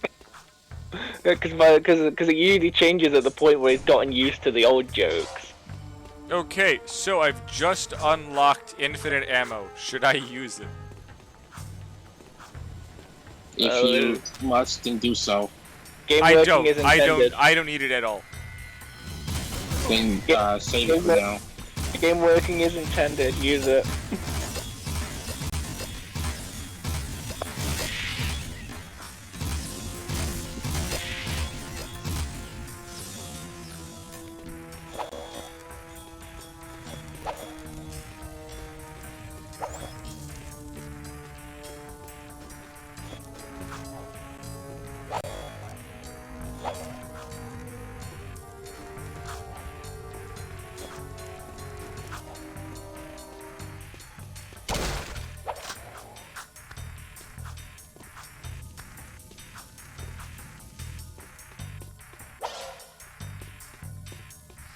I'm just listening to my dad now, shouting at my brother's cat that's trying to steal his sandwich.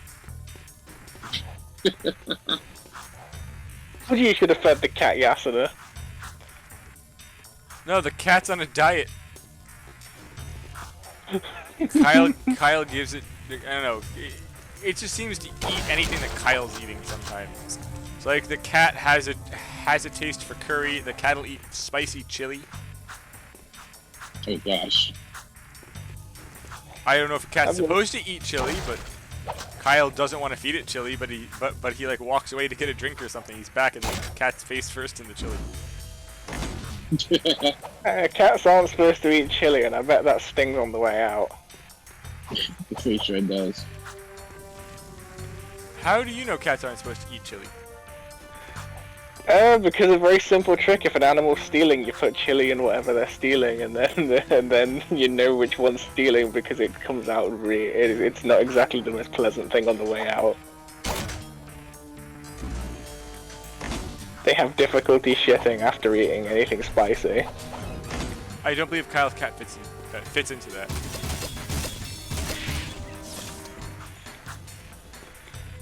Mind you, I can relate. I also have difficulty shitting after eating spicy food.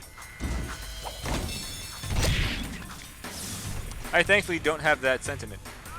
And I tell the character to pull itself up on the freaking ledge it just grabbed. Nope, I'm just gonna yeet myself downwards very fast.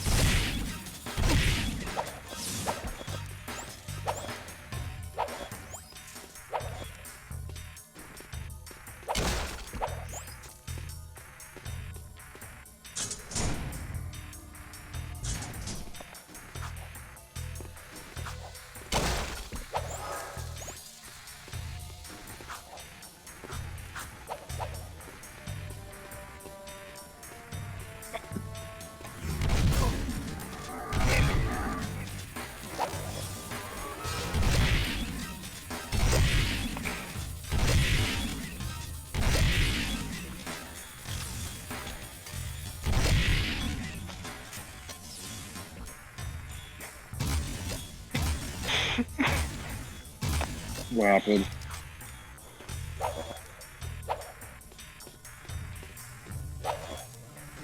Joe's doing that evil Joe smirk. I just know it.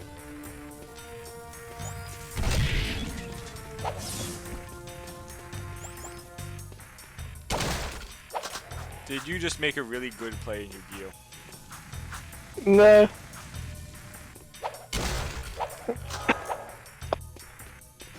I'm just talking about feet in 5th year, so I'm having a good time. That's So me and Joe did have a nice Yu-Gi-Oh match last night.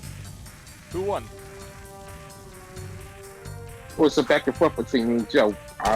Joe won, I won. It was more closer than what it usually is. Yeah.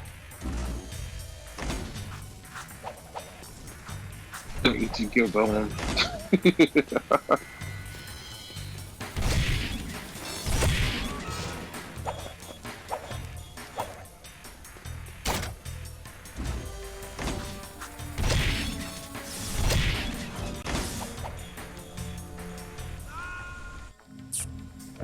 So when the HQ Golems attack, does it prevent all like spell trap cards either from hand or just on field?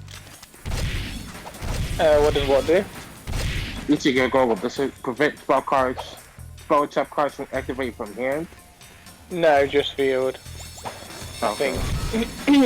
I'm not entirely sure on that one, but I think it's just field.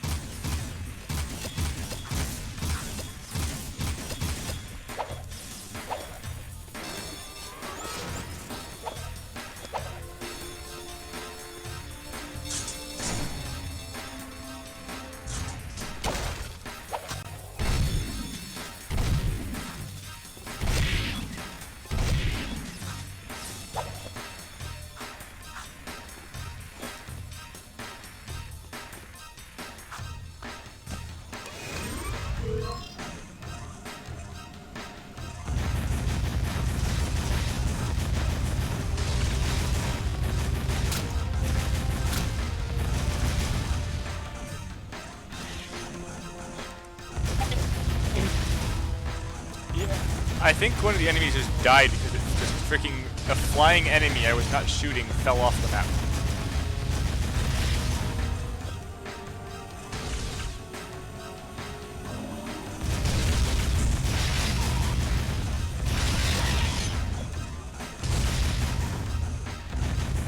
I'm not sure how to feel about that.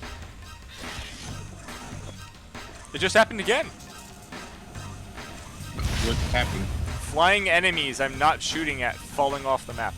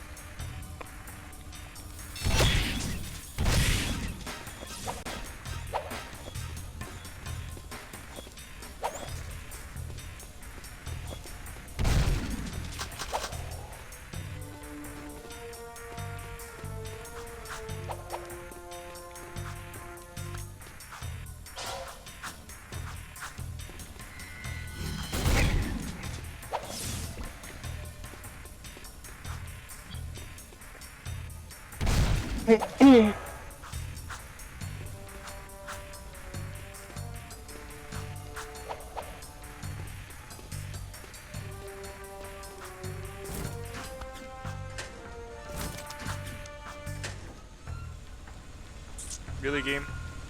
Of course, I'm all the way back at the entrance. Like, there's this spot with these stupid, like, holes you're supposed to spin and vault off of, but the gaps are clearly, like, doable without them. But it was so jank, it just freaking killed me. Nice. I'm gonna blame Joe and call it a day. I did nothing wrong. Yes, but you didn't help the game makers design the polls to function better. I'm not in control of what the Polish choose to do. I'm not sure where you got that from it, but sure.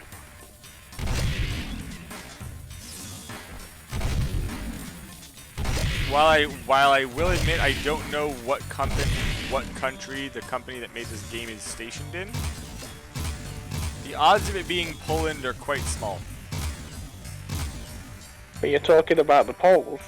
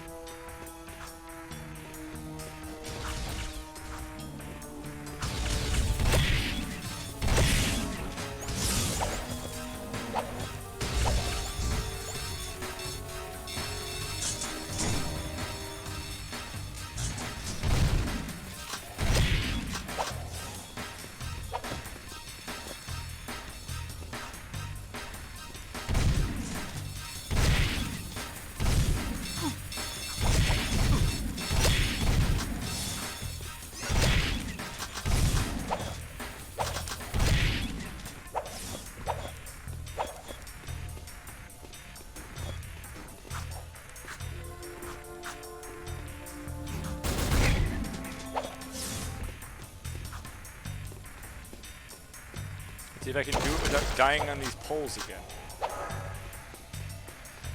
Which honestly here it's just pipes that would never be properly placed this way.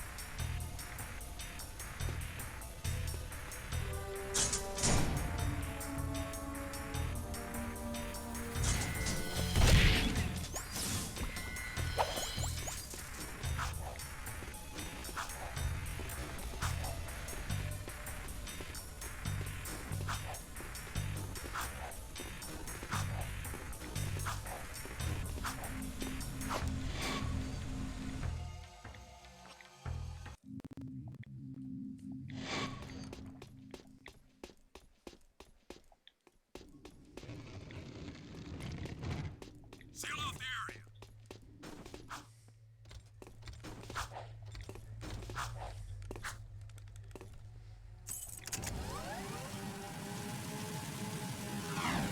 Give up your freedom, and I will.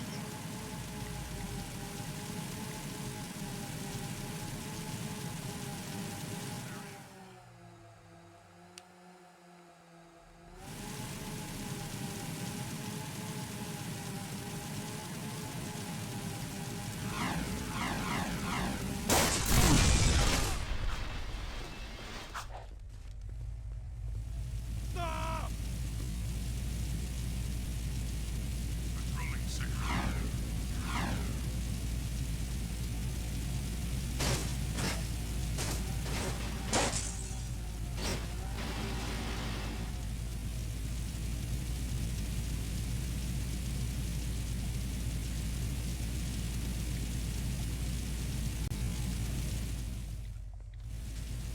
Be advised.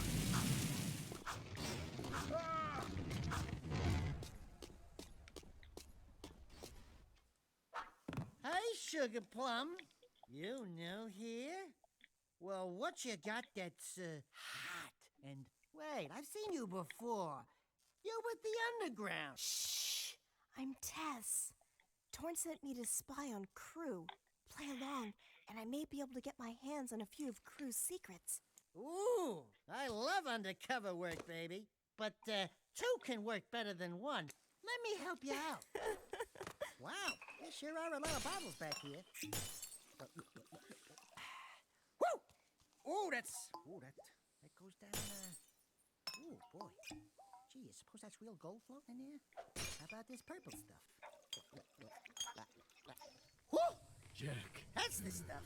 I need you Fire. and that talking rat to go around and make a few collections for me. Hey there, 5 gins. How's crimes? What's his problem, eh? Nothing. I'm just fine. Mind your own business. I sometimes feel so very... Listen, I have 6 clients around town who are about to make money from me. I need you to collect each money back as fast as you can. And take care of any guards who get curious, hmm? Get your money back too late, and some sound so dry. You know what's the trouble with you, Crow? You got no vision. This place could be a real swinging joint. Hot-egg heaven with more dancing, more macking, more women. Jack knows what Just I'm collect talking all about. 14 money bags before they disappear, and bring them back here. If you lose even one bag, love you, then man. don't come back, eh?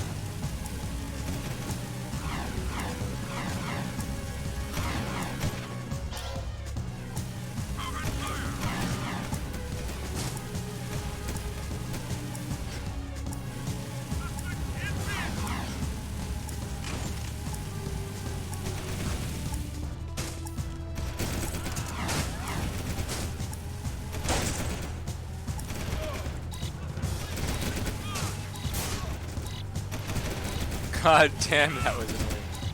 I literally just went to change vehicle, and I have enough time. And I just kept getting shot rotating the vehicle so I couldn't move. Nice. Literally, the bullets were hitting the vehicle in the back, rotating it in a circle like 3 times.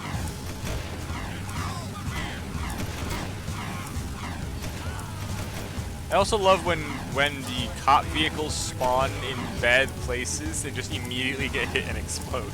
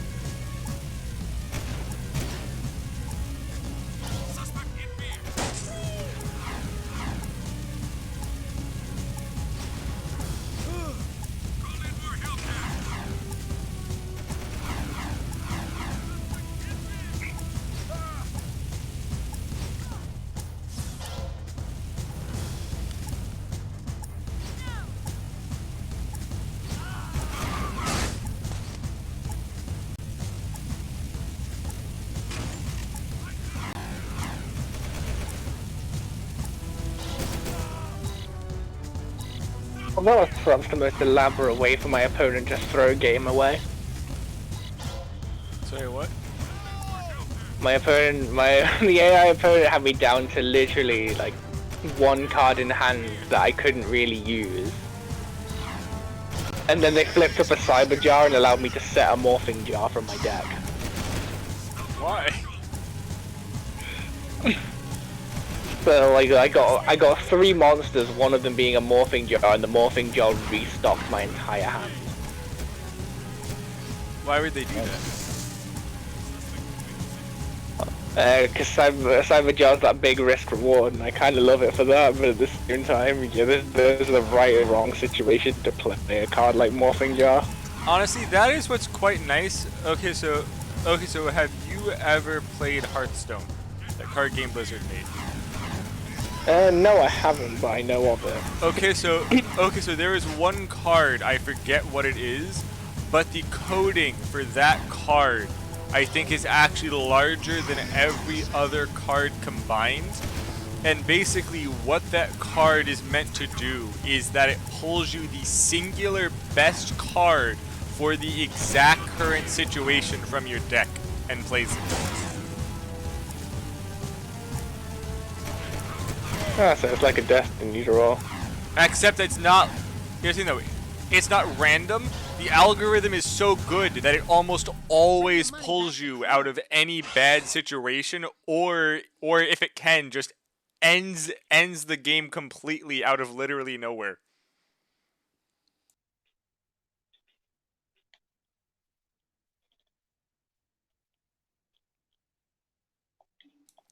Okay, so let's say that you have nothing on your field. You have like very little health, and then the enemy's field in freaking Yu-Gi-Oh! Just has a full setup where there's nothing you can do and you will lose next turn. It'll pull out like a freaking Raigeki from your deck to wipe the field, or just something to get you out of that current situation.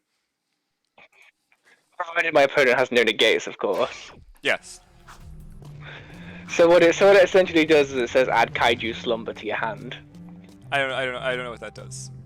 Destroys all monsters on the field, then summons 2 Kaijus from your deck, one to your field, one to your opponent's field. You get to choose which ones.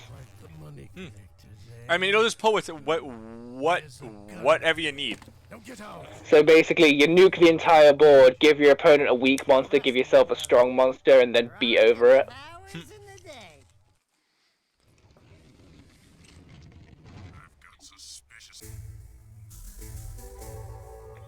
Kaiju Slumber was so obnoxious when people were playing it.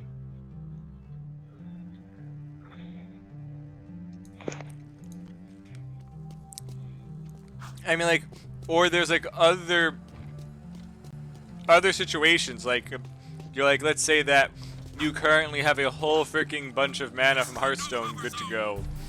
You need something, or you're going to lose next turn, and it will freaking pull out a spell so that you can full tap, which would end up like barely making you win. Like I've seen multiple times the streamer RT gameplay, and there is not a single time when he's placed that card that it didn't give him basically exactly what he needed.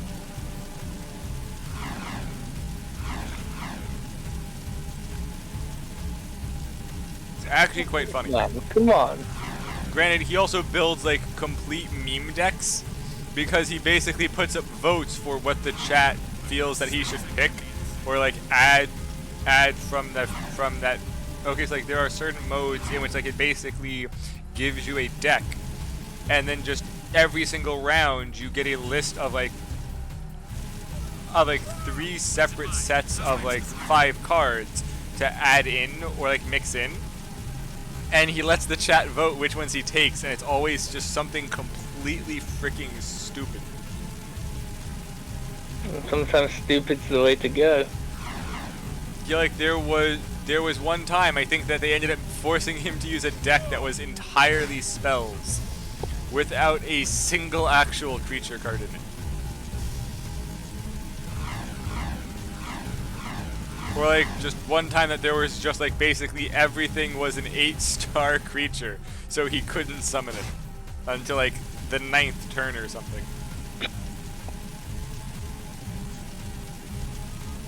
Oh yeah, because they have like an incremental increasing mana. You basically you start having a single mana, and then you gain 1 every single turn. Except though most forms of it now also have you start with a single card that can be used to give you a single extra mana once. So it's just when do you use that extra mana?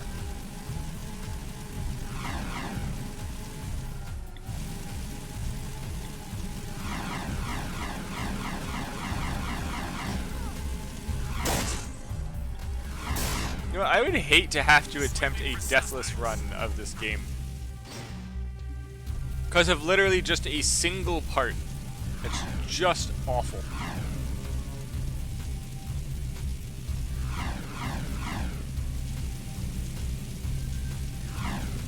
Like how I would hate to have to do a like deathless run of Dark Souls 1 just because of those silver archers.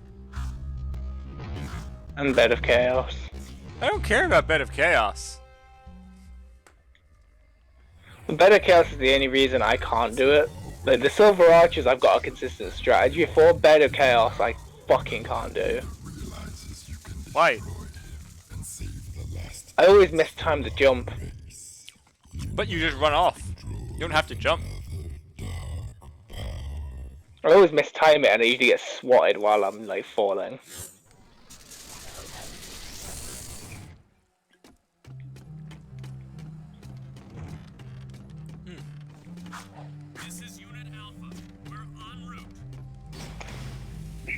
I'm back from Oops next. Hey, you're back, baby. How's it going?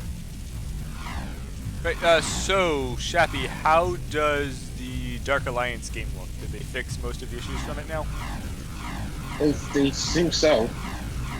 And they changed the AI and stuff like that. Did they? Nice. Okay, Joe, how do you feel about once I finish this game, because it might be like 1 more week after this, that we go and finish up the Dark Alliance? Can do.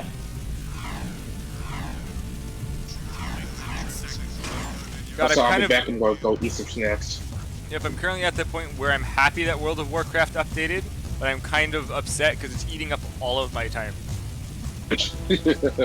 Thankfully, once my one group gets the AOTC achievement for beating the raid on the 2nd difficulty, it basically falls apart every time. So that'll open my Friday and Saturday back up. Oh, also, I have memed so hard with the freaking I'm giving the archer a stick that I've actually made it better than my archery specs. Interesting. Anyways, I'll be back. See ya. I'm pissing Owl off again. Are you? Yeah. All I do is keep telling Keith to just beat stories. Because he's twatting about gathering 1,001 fucking monster eggs instead of, you know, actually playing the goddamn story. Yes, he's basically trying to get like perfect EV of every single Pokemon as he finds the Pokemon exists. It's amazing. Yeah. So like every time he says anything in 5th Yi, I just paste the text "just finish the game" in after his message, and it's starting to aggravate. I mean, he is the only one that while putting more hours into the game, I can beat a game more than 20 times before he finishes, while he's putting more time into it.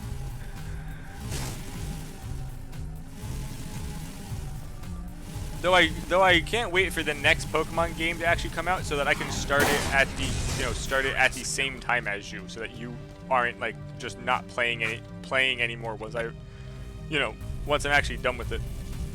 Well, the only reason that I wasn't like keeping pace with you was because I was doing the Nuzlocke with Dylan. What do you mean keeping pace? I started the game after you finished. Like you were basically done with the game before I even bought it. I'm not blaming you or anything for that. That's on me. Alright, yeah, we were done at that point.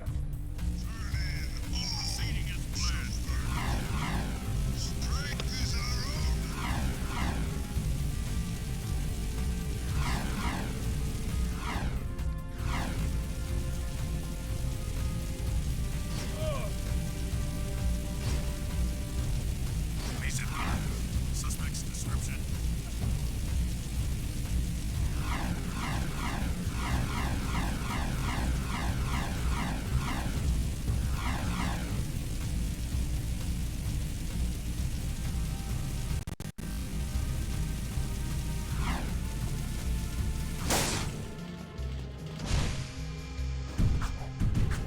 Seriously though, the raid dens was such a bad idea for Drew. He was just constantly doing them. What are raid dens? It's that thing in Pokemon where you battle like random Pokemon. Oh yeah, them. didn't he have like max level Pokemon before the first gym? No, he didn't, but he was just doing a fuck ton of raid dens and getting like tons of Pokemon that he just either shouldn't have access to or doesn't fucking need.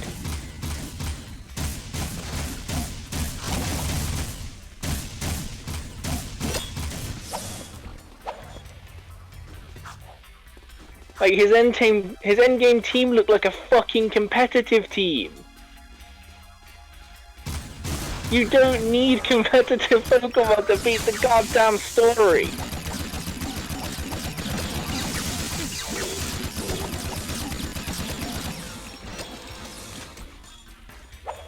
Hell, you barely need a functioning team to beat the goddamn story. Hell, you barely need that freaking bacon centipede.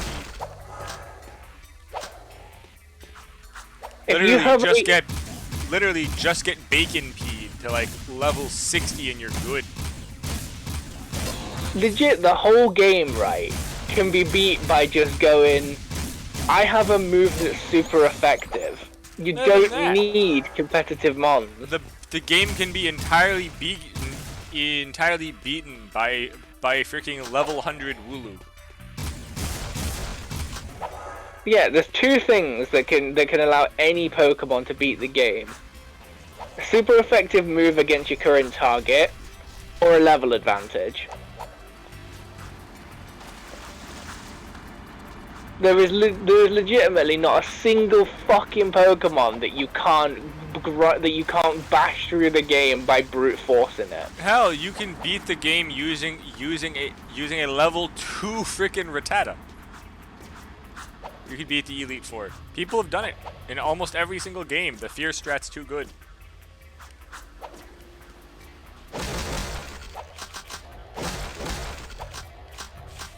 I still love how someone thought of that. Granted, the fear strat's beaten by a single Pokemon that has quick attack, but it still works. It still gets the job done.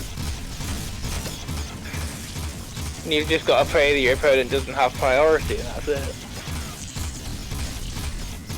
Or counter. Actually, no, counter doesn't even work. Counter doesn't stop you from taking damage. It would knock out the Fearmon, though. No, it wouldn't. Endeavor can't be countered, and then if you use counter and it does freaking quick attack, you're still dying before counter goes off. To rescue some old Crimson God hag anyway. She's probably got more facial hair than me. I suppose the item leftovers is also kind of a decent check to it. I do love a woman in uniform. Want to bark some orders at me? Woof woof. I'm your soldier on the front lines of love. Waiter, foxhole for two. Keep talking and I'll raise your voice a couple of octaves. Easy. Torn asked us to help you. I don't need help, but you might. We've got company. Here they come.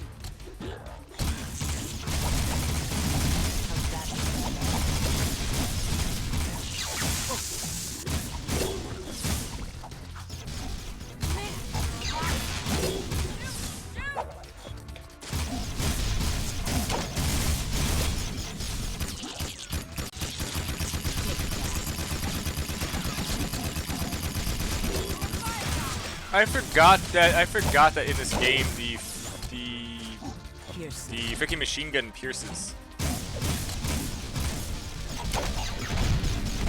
God, I'm already out. I literally am already out of ammo. Just the health bars they put on these things is ridiculous.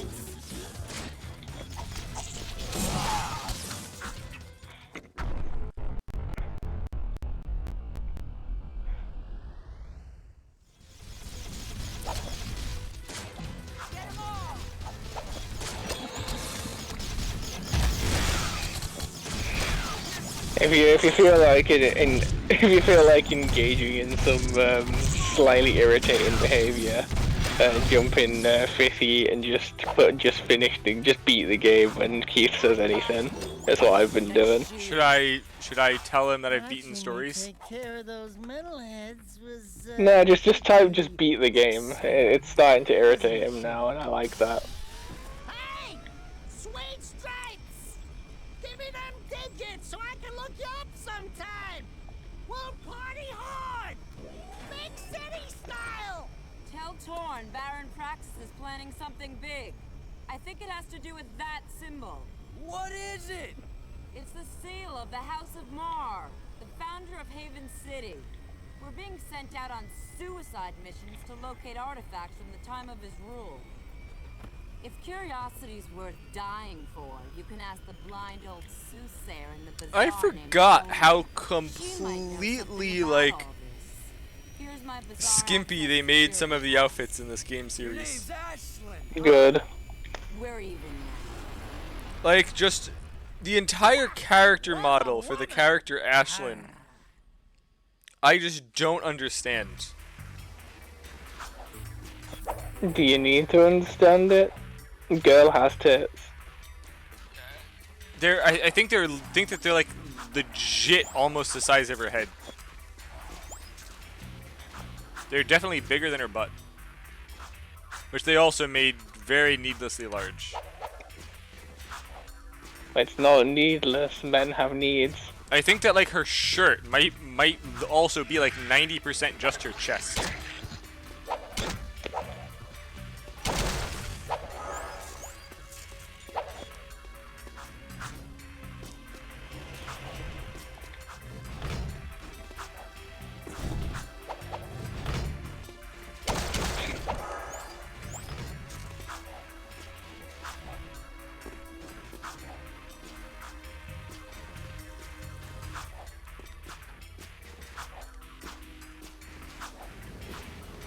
You know what? Now I know how freaking just how annoying the harder modes on Resident Evil 8 were. Also, by the way, I found out why they named it Resident Evil Village, and I hate it. Why do they name it Village? What is the Roman numeral for 8? Oh yeah. I see you figured it out. Yep. I hate it. But that just means it's called 8-inch. 8-inch. Tell that to Keith. Oh, I'm tempted to. That is not Resident Evil Village. It's actually Resident Evil 8-inch. You think that would bother him? Probably a little bit. Although a lot of things are bothering him at the minute, it's coming, especially from me. Yeah, Keith's not really good at taking jokes. Granted, you always take it way too far. No, I don't. I take it a reasonable length.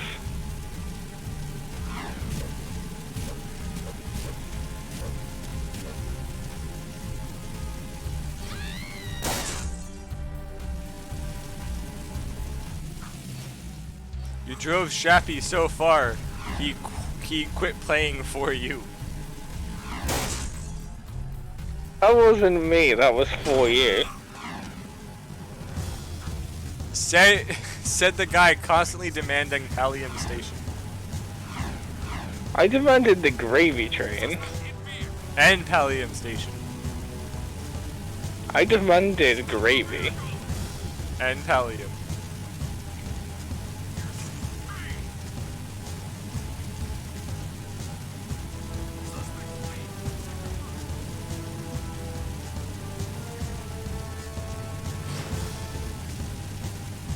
I wish I knew this game well enough to tell how far I was.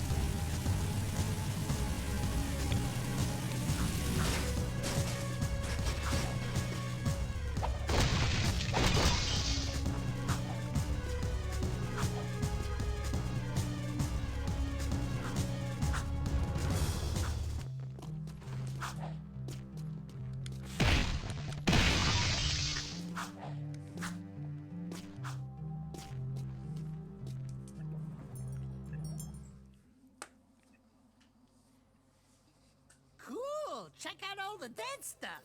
Ow! Touch the goods again, rat boy, and you'll be counting with your toes. I am Pecker. Yes, yes, I know. My mother, she was very vindictive. I am Onen's interpreter.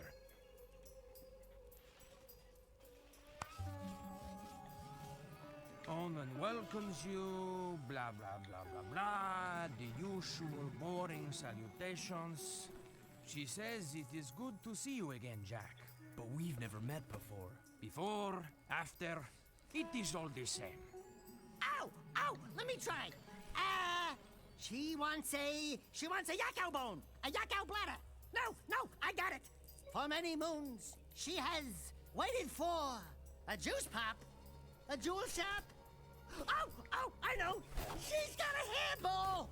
A hair lip! A hairy chest! Close! But no! Onen says you seek answers about the Tomb of Mar.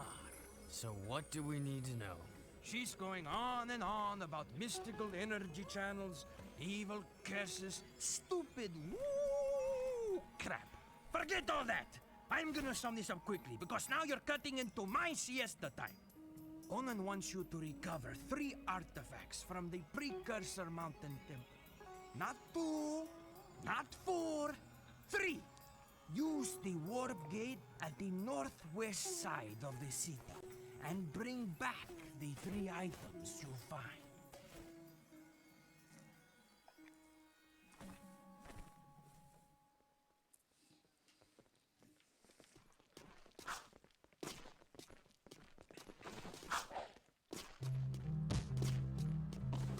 Sector 9.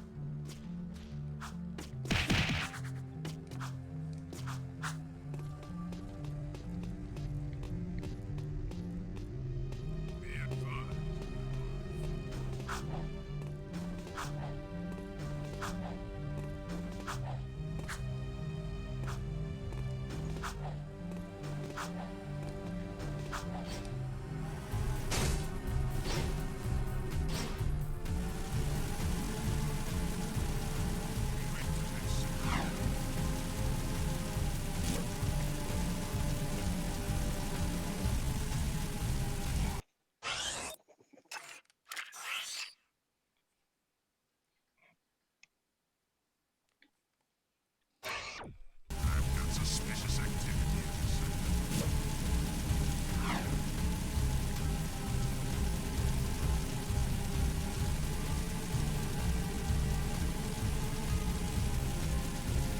This is a no-hover zone.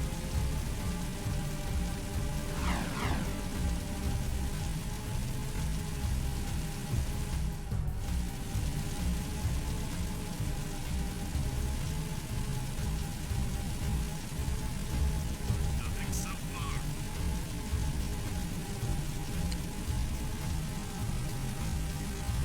Joe, have you ever played any like RPGs in the past? Outside of Monster Hunter, no. Not really. Then you really miss the like old golden age when they just constantly broke the fourth wall and were just going for comedy for half of it. It just made the game so great.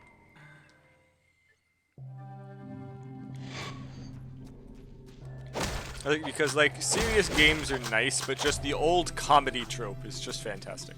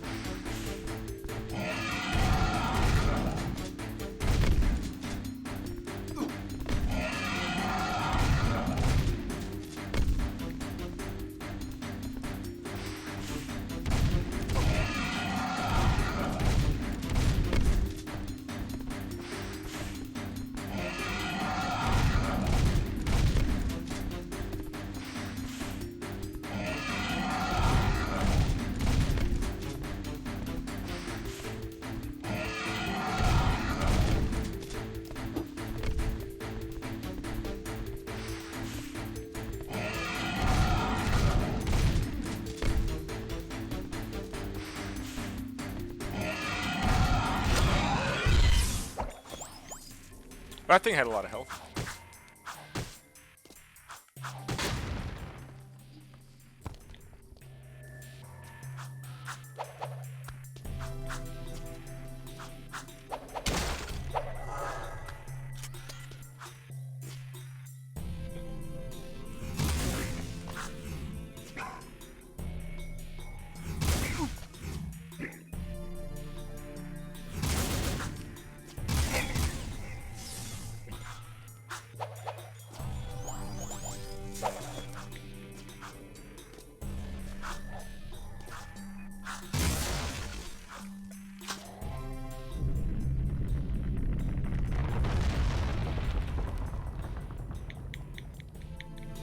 And now thinking about it, the architecture of this current map area makes no goddamn sense.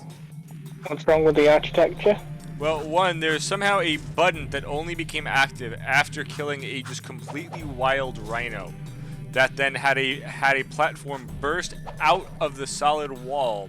Then there was a walkway that was just regular dirt and rock that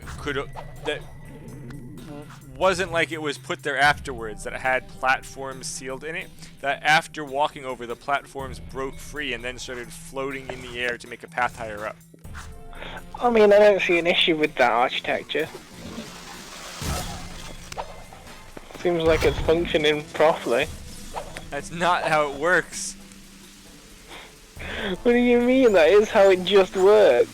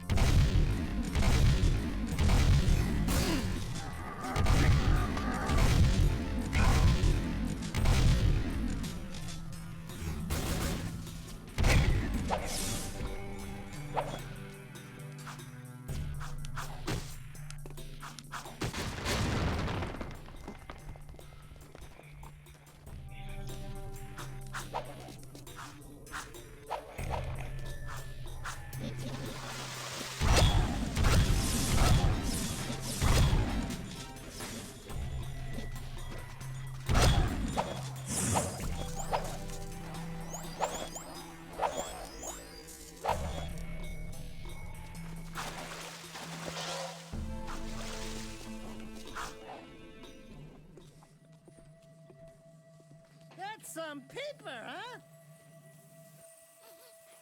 Something's cooking. Kind of smells like burnt Axel?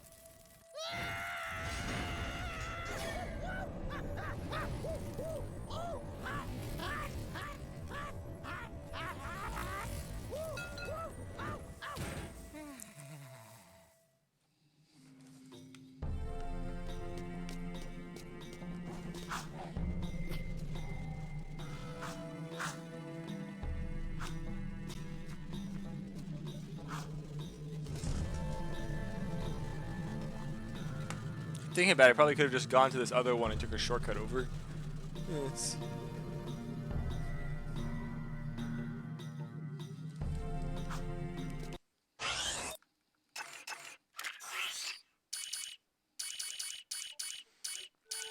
Wait a minute.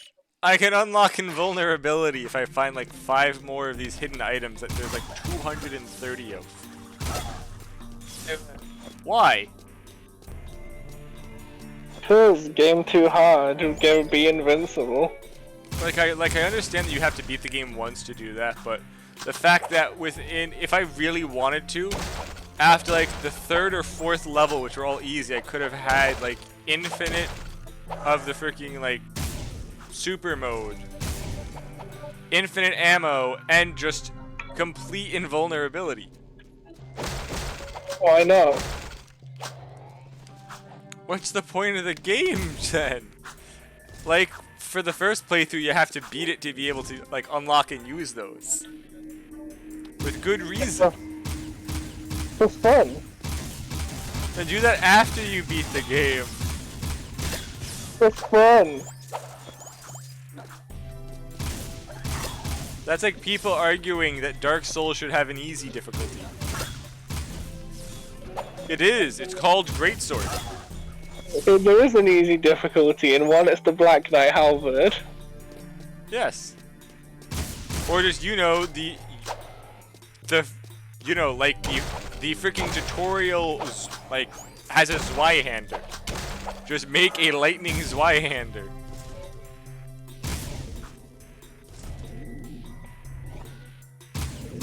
Grug Smash is so good in those. Yeah, Grug is a very popular playstyle for a reason. Or just freaking pancake them by using a Dragon Tooth. From Havel, who's also really early on. You don't get his Dragon Tooth there, though. You only Sure, get you his don't, ring. but you can also get the Asylum Demon Great Hammer. Very easy. You just... True. Like, if you aren't good, just grab black fire bombs and throw.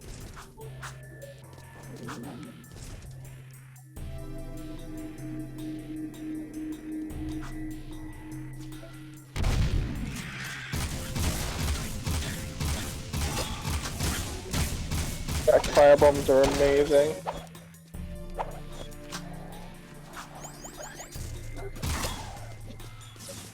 Still never understood why their damage scales with strength. Because the more strength you throw a bomb at, the harder it explodes. That's not how that works. I can understand, like yes, if this was like a physical projectile, like a throwing knife that was based on impact, then I can understand. But this is based on the explosion. Why the black firebomb does more than the regular firebomb. It's not because it's harder.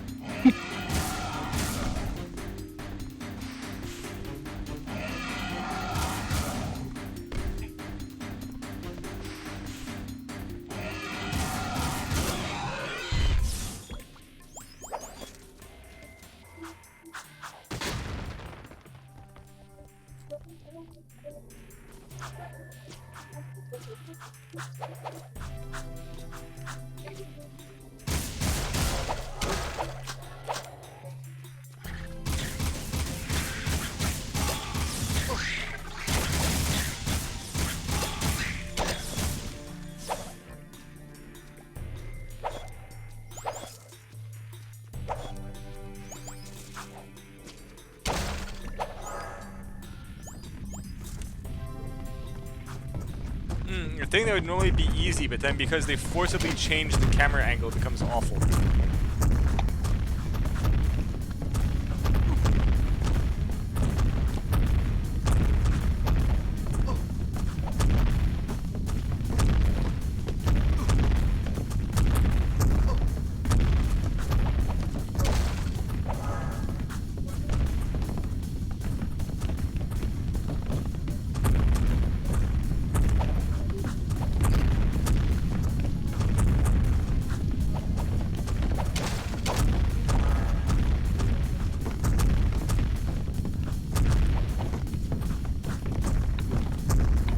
Not nearly as bad the second time going through it.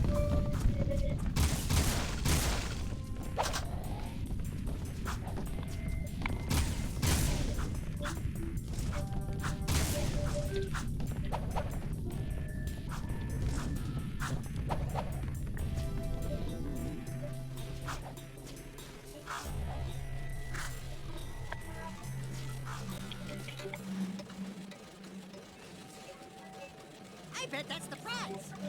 There's that one crate here. Like candy from a baby.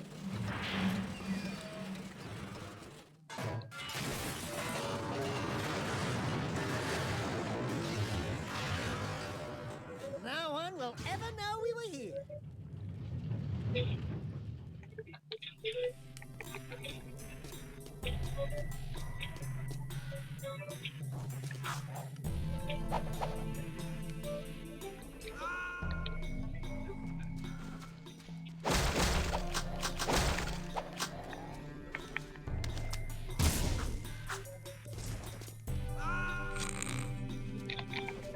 I just try to just do it, to just do a freaking rolling jump for no reason off of a small platform and just rolled right off.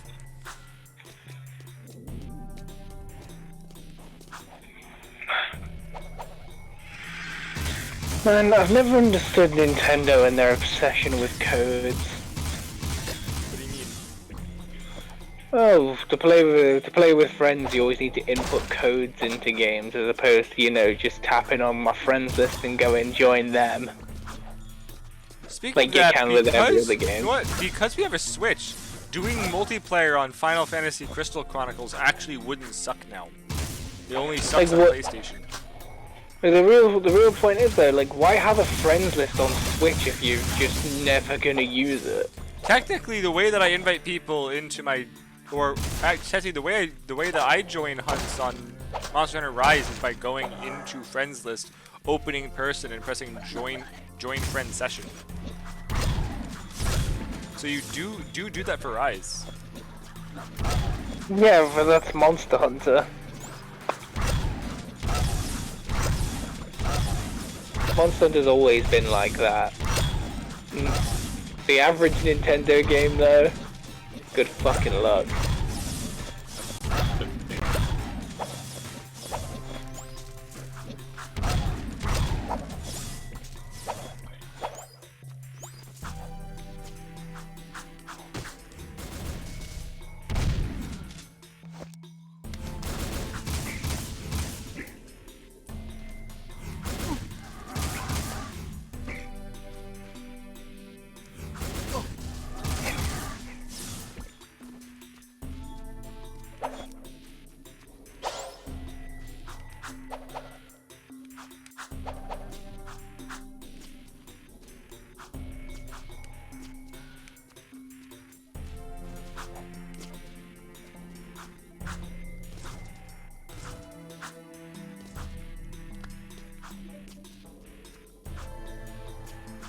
Ooh yay, puzzle time.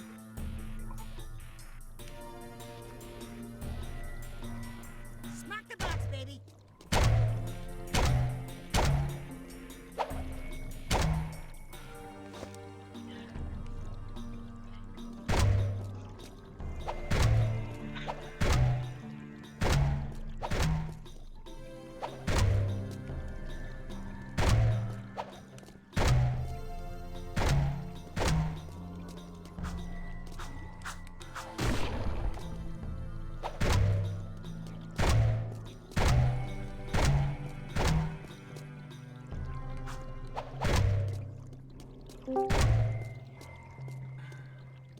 I'm back. Hey, Shappy, how's it going? I'm still winding Keith up. Or for what?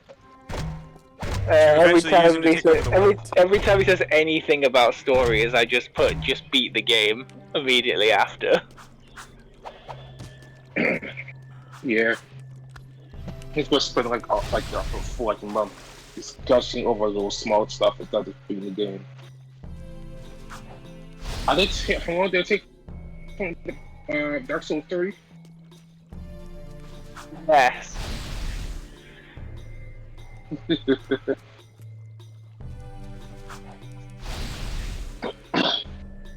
Oh yeah, after we had to like help him through some sessions of Dark Souls 3.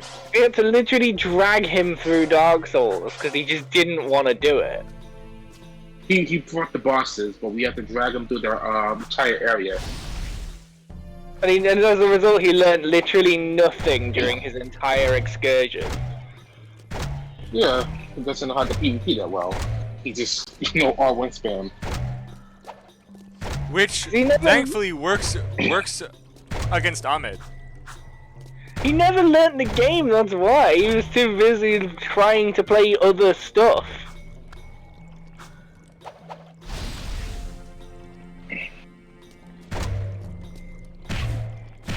He kept going back to do Elatrion runs when he said he was going to be playing Dark Souls, or he was breeding Pokemon, for God fucking forbid. That was the worst of it. Like, spending 500 plus hours breeding Pokemon that he's never gonna fucking use. It was like shiny hunting too. Yeah. I remember he banned one of his friends to join his big raids because he got shiny instead of him. Yeah. he got too into that. And guess what? He still doesn't have the shiny. Hold on, what did Keith do now?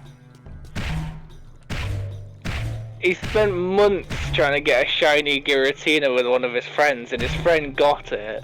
So now his friend doesn't come along with the raids anymore because Keith's not invited him anymore. Because he got what Keith was looking for? Yeah. Really? And like now we're still like, I think we're like 7 months later or something stupid, because it's like the start of this year that he wanted it. And he still hasn't got it. Has he been trying for the shiny Giratina? Yeah, on and off pretty much constantly. Now, what is a Giratina? It's a legendary Pokemon from Gen 4. Then how is he supposed to get a shiny one? And by constantly repeating the den over and over again until it shines. The best thing is its shiny form doesn't even look good. Essentially, he basically made a full shiny team. How is it that there's a puzzle that worked so well when I was doing it on my first playthrough, and now like the boxes keep going in the freaking direction I'm not punching them? Interesting. Oh, and the best thing about that one, Shaplar, is he made a full shiny team only to get his ass clapped by me.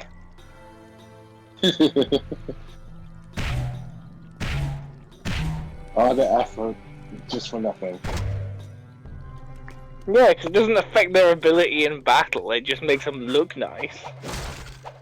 That's why I think you mentioned this. Like, I didn't understand the point of shiny hunting.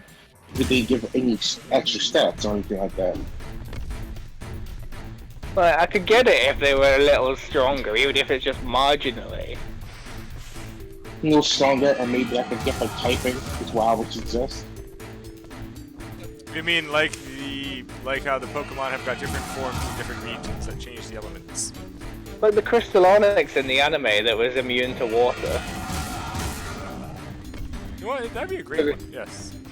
It was still an Onyx, but because it had like because it had exclusively eaten crystals instead of rocks, it was now a Crystal Onyx that was resistant to water. Like, if Shinies did something like that, then it would make them more coveted. But no.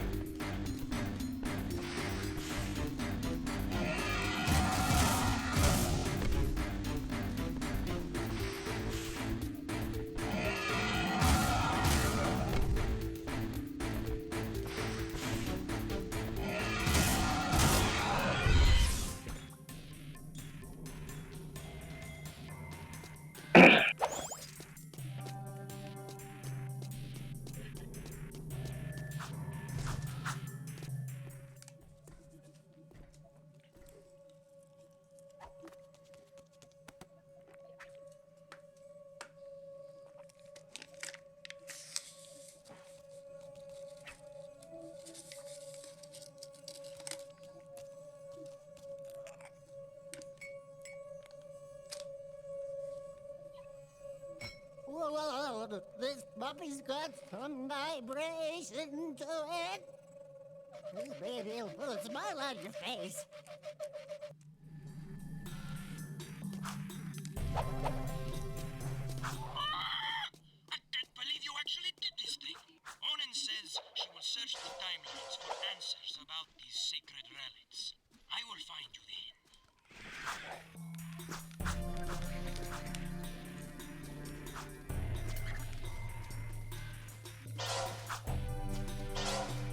But my response would just be the game is now starting to grate on him, and I'm happy it is. I love how I managed to get to somewhere I wasn't supposed to with some very creative jumping, and now all of the physics are just completely what the fuck is going on. But as a friendly reminder, I could have told him not to cut any of this stuff out of his videos, and we could have been getting a million parts of him just grinding raid dens. Wait. He wanted those in his videos? Yeah, he wasn't going to cut anything. He was just going to upload the raw footage. Hell, even for like the older Armored Core games, I cut out the 3-hour arena grind in freaking Armored Core 2 because no one's going to want to see that. Ooh, wow, here's 3 hours of like 20-second boss fights that are really, really easy. And it's just the same thing in the same area 9,000 times. It's not like the Final Fantasy VII one where like every single fight is different.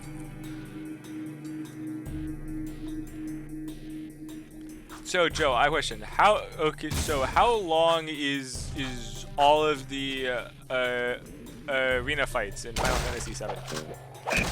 In the remake? Yes. Depends how good you are.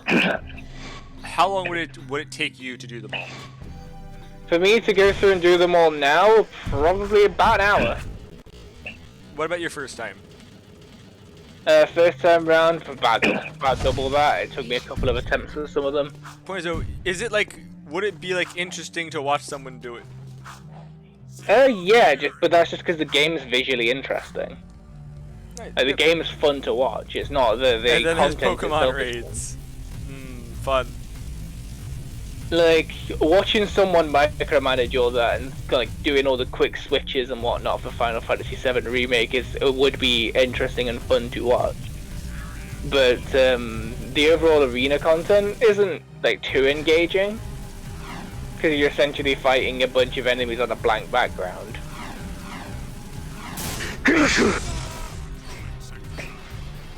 And honestly, like, even with it being a story game, I still think Final Fantasy VII is a game that's better played than watched. There are a lot of games like that. Like World of Warcraft. I don't know how anyone would like want to watch it. Because I just had to get the time in on Twitch to get milestones. I streamed it a few times, but I never expected anyone to watch it or want to watch it. I can't imagine anyone wanting to watch WoW. I used to have friends that were massively into World of Warcraft and they were like, oh, watch this, and I would sit and watch it for like 3 minutes and I was like, this looks boring. What the fuck is going on? I don't play this game. No, because they were bad. So I was just like, this looks boring as fuck. How is this entertaining? Hold on. What does them being bad have anything to do with no one would want to watch WoW? Especially if you've never played it. first of all, it's not a visually appealing game. No. Its graphics haven't changed in quite a while. And second of all, like, their playstyle was basically Grug hit with big stick. So were like all of them playing a freaking warrior or something? Yeah. Which, you know, when you look at the world of World of Warcraft and there's 1,001 different things you can do, Grug hit with big stick is probably the least interesting thing you can do. Yeah, especially like what I'm doing is very, very unique. I'm doing a melee archer. And even and like the reason I point out they're bad is because they were also doing like low tier bosses and enemies that don't do shit either. Like, at least when I watch it, at least like when you stream it and you show me what a boss is doing, it's at least somewhat there's more entertainment there because the boss is actually doing shit. Yes. Also, I only told you to watch like 10 seconds. Power stuff can be tricky. And again, World of Warcraft isn't really a spectator sport. It's more sort of something that if you're invested in and engaged in, you enjoy playing. No, something that I would say is if you watch the Mythic Dungeon invitationals for like an hour, I could see the entertainment value in it because you don't know the dungeons and it's cool seeing how they do shit. But if you're someone who plays, it's boring to watch. And I guess the PvP, if you like watching games that have PvP for like half an hour, would be fun. But if you know how the game works, I don't know why you'd want to watch it. That elevator moving. You gotta find and turn on all the old B-Zone power boxes located in the city. There are 5 of them. That doesn't sound so tough.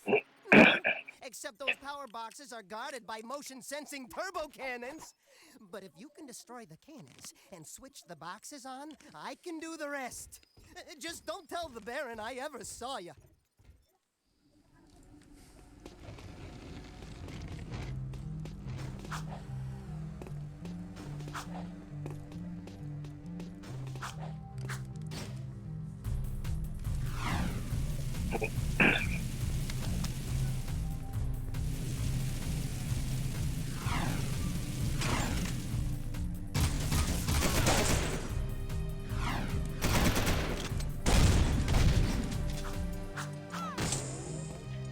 Yeah, miss me with that. I don't want to watch World of Warcraft. I play World of Warcraft more than 98% of the players, and I still don't want to watch World of Warcraft.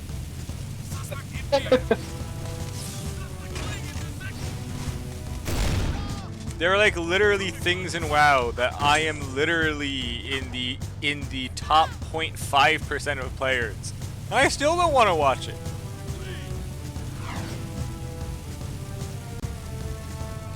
Like when Kyle's doing different content is like doing different content than me, and tells me to come in and watch, I say no. There's someone in my house doing it and I don't want to watch.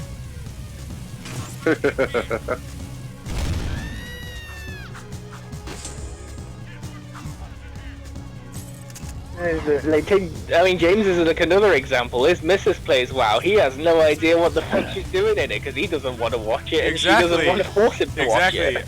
I told him to ask a single question, which is basic for anyone who plays. He can't even freaking remember the question. Why? Because no one cares.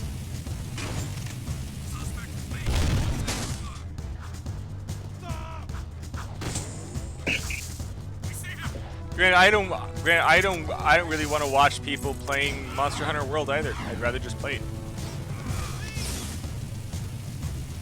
The only times when I do like watch people stream is when it's a like really cool mod, an edited video, or they're doing a game like the Mario ROM hacks that are so difficult that you need so much practice that I could never do it without putting more time into the game than I would actually want to, put into it. Time I watch Monster Hunter related content is usually if I find like a low tier, like a really low end streamer, someone who's got like 3 views, and I'll jump into their session so I can get feedback on how I play.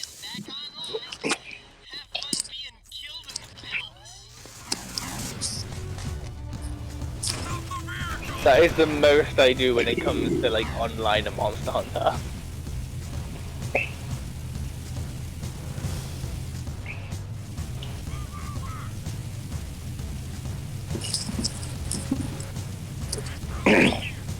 Yep, so I guess I'll probably be doing this for like another 25 minutes. You got ready to do? No, just other things to do, and I guess 4 hours is probably a decent sized video. And Yeah. once I do this for several months, I'm just gonna actually get some editing software and just spend time cutting them all down. Yeah, that won't interfere with game night. Well, no, I haven't been streaming on game night, but yeah, we are doing the game night, later, like so in like 4.5 hours from now, probably. You should make Keith write all the questions. But Keith's not even gonna be there. That's the point. I guess ask him if he wants to.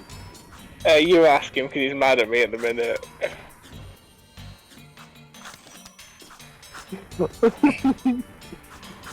He's 90% rage towards me at the minute, so you'll have to ask him. Love when a game doesn't grab a ledge that it should have easily been able to grab.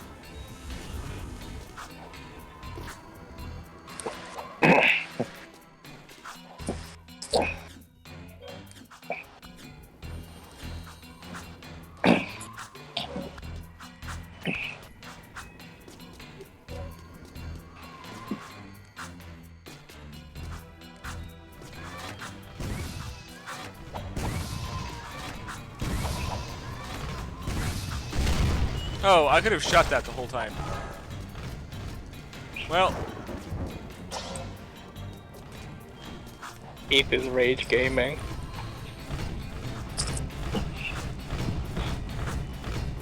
It was interesting. I found when I was on YouTube, I always like see the channel Rage Gaming, but this was like before Monster Hunter.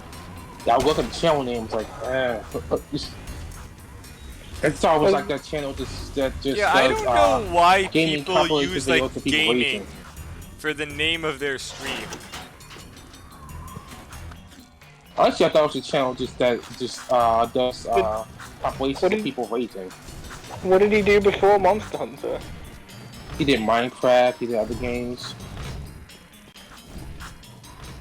Right, yes or no, we need to start a channel called Feet Gaming. Why? So that way you can show your epic gamer skills by beating every Armored Core game with your feet. I mean, I've beaten several.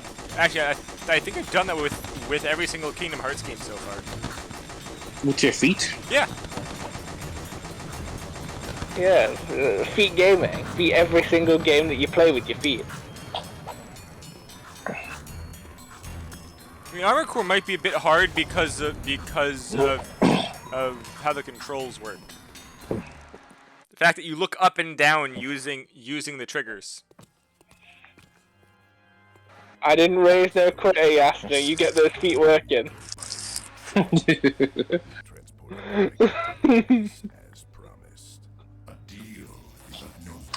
We'll see how many tempered monsters we can sub for with our feet. I mean, we could do that.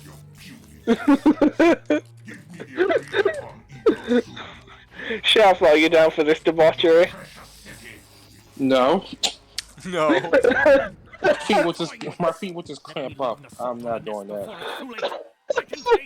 Patience, Commander.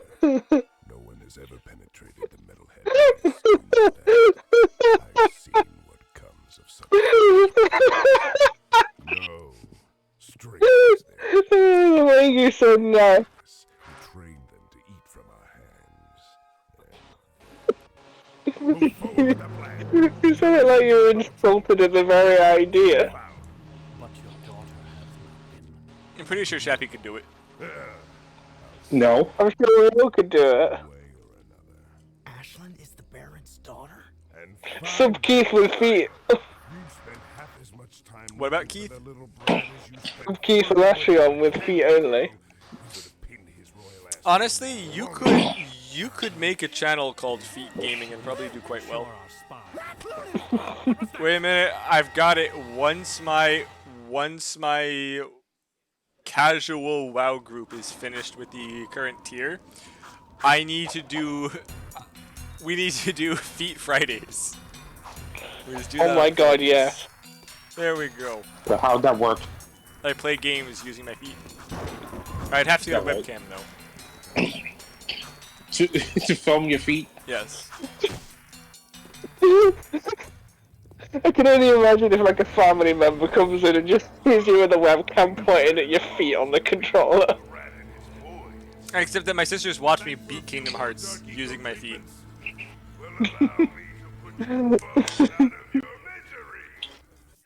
Do you have multiple sisters or just the one? Just one. Is this one? Is it the sister that was said to be supposedly racist and has OnlyFans? Yes.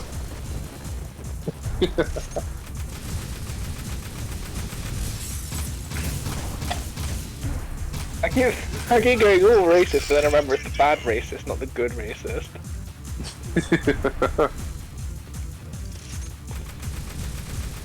think there is a difference. Yeah.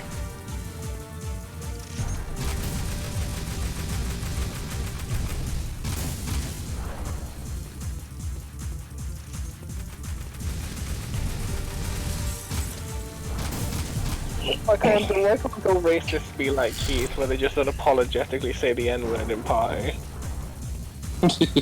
When did Keith do that? Last night. Did he save it? What the hell, Keith? Didn't he, Shaffer? Yes.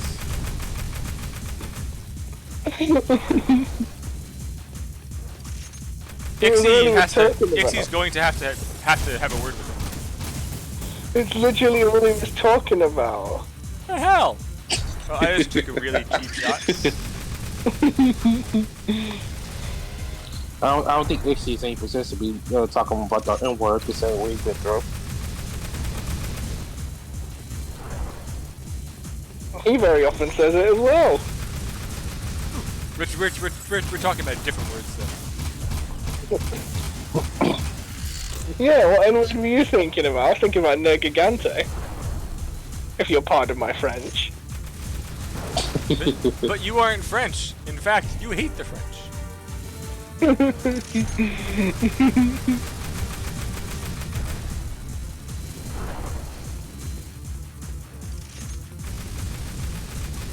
Well, yeah, Keith was saying the N-word all night.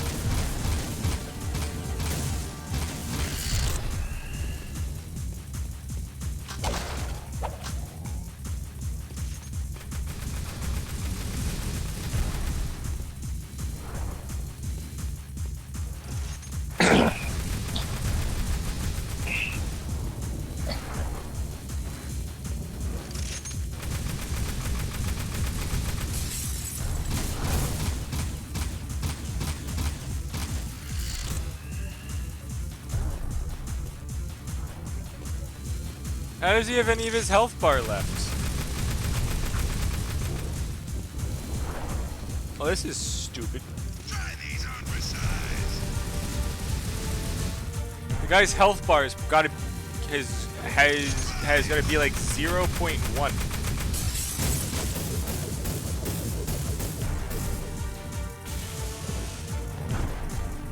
Well,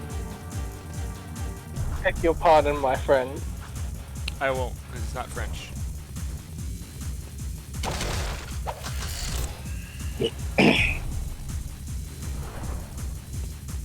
Oh yeah, did you hear about the whole situation going on with Activision? Yes. That's like every No. single company on the planet.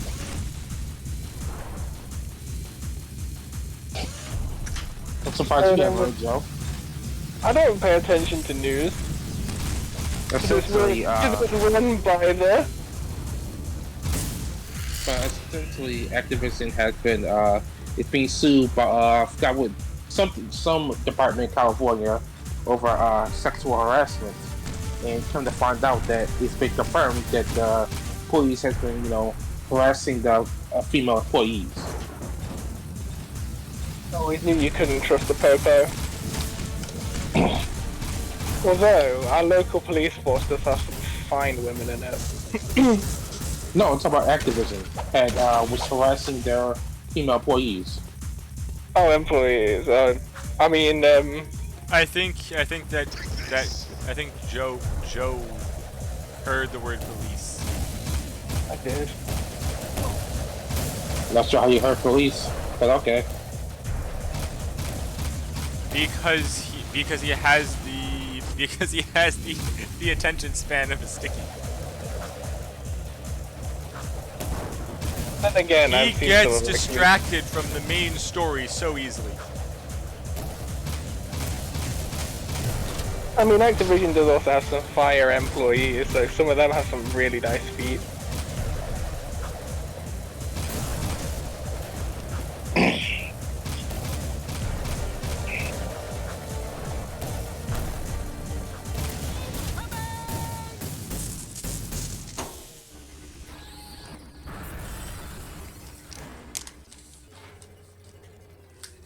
The dark powers I gave you can't protect you forever! Since I made you, I can destroy you. We'll meet again soon! Yeah, whatever. Bye-bye.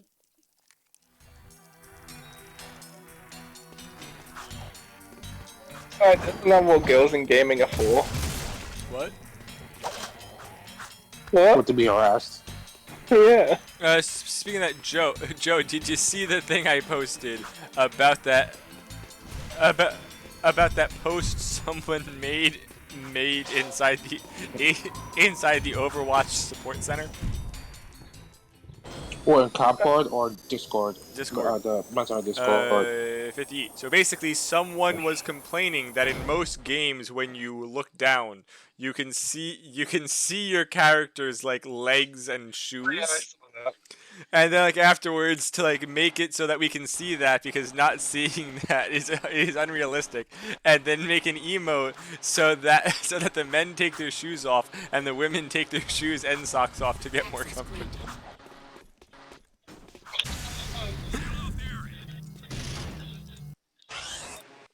Well, that's where I'm gonna pause this game for now.